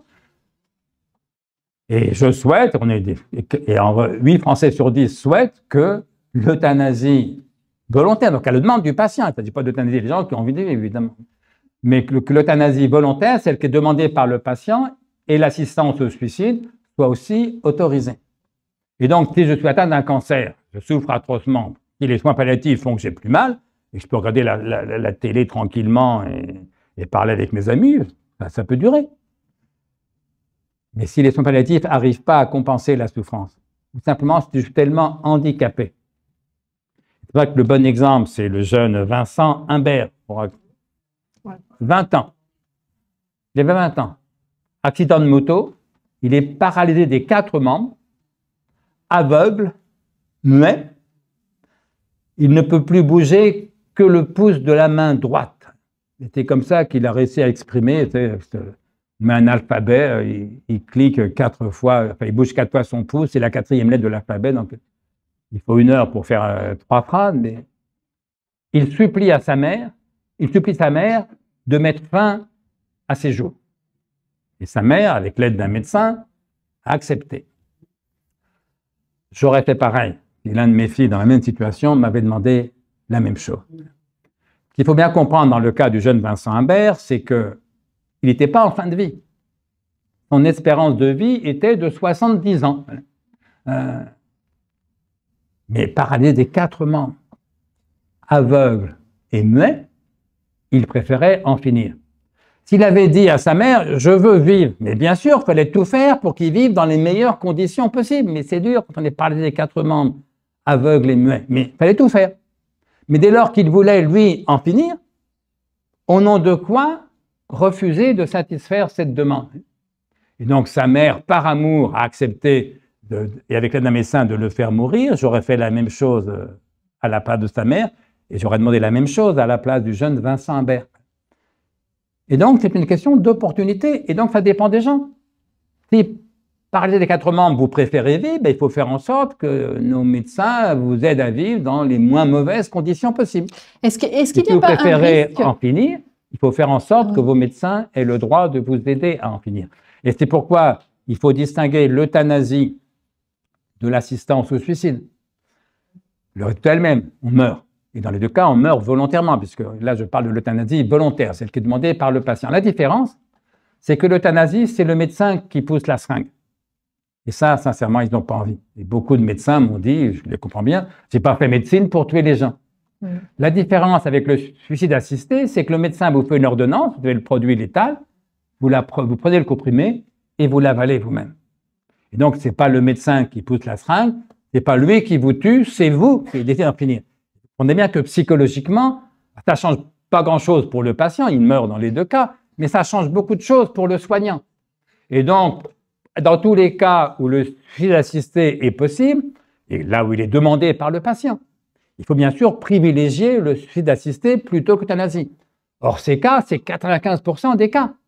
Parce que le moment est extrêmement diminué pour ne pas être capable d'avaler un comprimé ou d'appuyer sur la pompe qui va actionner la perfusion, si vous voulez. Est-ce qu'il n'y a pas, pardon, un risque, je vous coupe, que chacun se pose la question de la charge en fait qu'il représente pour sa famille, pour la sécurité sociale, pour Mais c'est la une société très bonne tout entière. question.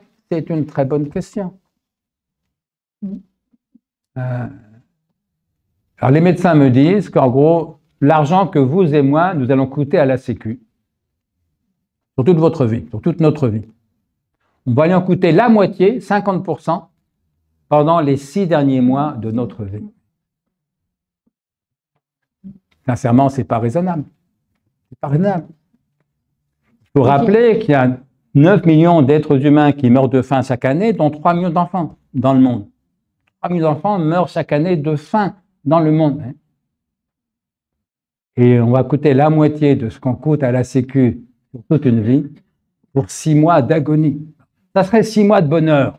À la limite banco, pourquoi pas, le bonheur n'a pas de prix, mais 6 mois d'hospitalisation, 6 mois de souffrance, 6 mois de handicap, est-ce que ça vaut la peine? Et donc il y a des enjeux économiques qui se demande, aussi. est-ce que je ne suis pas une charge absurde, moi je souffre et ça coûte des millions à la Sécu? Il a raison de te poser la question là. Encore une fois, il ne s'agit pas de tuer les gens pour faire des économies. Mais il s'agit de tuer que les gens qui le demandent expressément, mais refuser d'être une charge pour les autres. Mais bien sûr. Et puis le plus fréquent, c'est pas seulement l'extrême, c'est pas seulement l'agonie. Il y a chaque année 125 000 Français, rien qu'en France, Je crois que c'est 225 qui 000. commencent une maladie d'Alzheimer. C'est plus de 125 000. 225 000. 225 000. 225 000 Français commencent une maladie d'Alzheimer chaque année. Mon père est mort Alzheimer. Ma belle-mère est morte Alzheimer. C'est une maladie que je connais bien. Quand vous commencez un Alzheimer, vous allez imposer à vos enfants, à votre conjoint, des années d'horreur. Des années d'horreur. Que vous souhaitiez, que vous préfériez mourir, moi ça serait bien sûr ce que je pense. Moi, je préfère de très loin mourir. J'ai pas peur de la mort, mais j'ai terriblement peur d'Alzheimer parce que je connais bien la chose. Si on vous diagnostique Alzheimer, vous souhaitez vivre, mais il faut bien sûr que la Sécu vous donne les moyens de vivre le mieux possible. Mais ça, c'est déjà prévu par la loi. Mais si vous préférez en finir avant d'être réduit à l'état en gros de légumes, pourquoi diable est-ce que la République vous l'interdit? Alors des fois, les gens me disent, mais si tu veux te suicider, tu n'as pas besoin de ton médecin pour le faire. Bah, oui, mais comment? Moi, j'ai pas d'arme à feu chez moi, il n'y a pas de poison en vente libre. Est-ce qu'il faut faire comme Gilles Deleuze, le grand philosophe, souffrant atrocement d'une insuffisance respiratoire très grave, il avait respiré avec une machine, il avait 70 ans, il veut en finir. La seule façon qu'il a trouvée, c'était de te jeter par la fenêtre du 5e étage où il habitait. Mais qui a envie d'une mort pareille? On préférait quand même mourir tranquillement dans un lit sans souffrir. Mais encore faut-il pouvoir se jeter par la fenêtre. Parce que 9 personnes sur 10 parmi nous, en vérité, nous mourrons dans un EHPAD ou un hôpital. Eh bien, chers amis, essayez de vous suicider dans un EHPAD ou un hôpital. Vous m'en direz des nouvelles. Et donc, oui, tant que je suis en bonne santé, je peux me suicider sans l'aide de mon médecin, mais c'est pas si facile que ça. Parce qu'en fait, j'ai pas d'arme à feu, j'ai pas de poison. Mais la vérité, c'est que tant que je suis en bonne santé, je n'ai aucune raison de vouloir me suicider. Moi, j'aime la vie. Pourquoi voulez-vous que je meure? Je suis en pleine forme. Mais si, sortant de cette salle, je suis atteint d'un AVC et que je me retrouve paralysé des 4 membres, ben évidemment que je préfère mourir. Pourquoi diable est-ce que la République prétend me l'interdire? Je vais me faire encore l'avocat de l'autre camp, parce que c'est un sujet qui est vraiment dans l'actualité, mais si on lève l'interdit de tuer, qui est quand même un repère fondamentales de notre société. Est-ce que vous ne craignez pas que ça ouvre la porte à des dérives?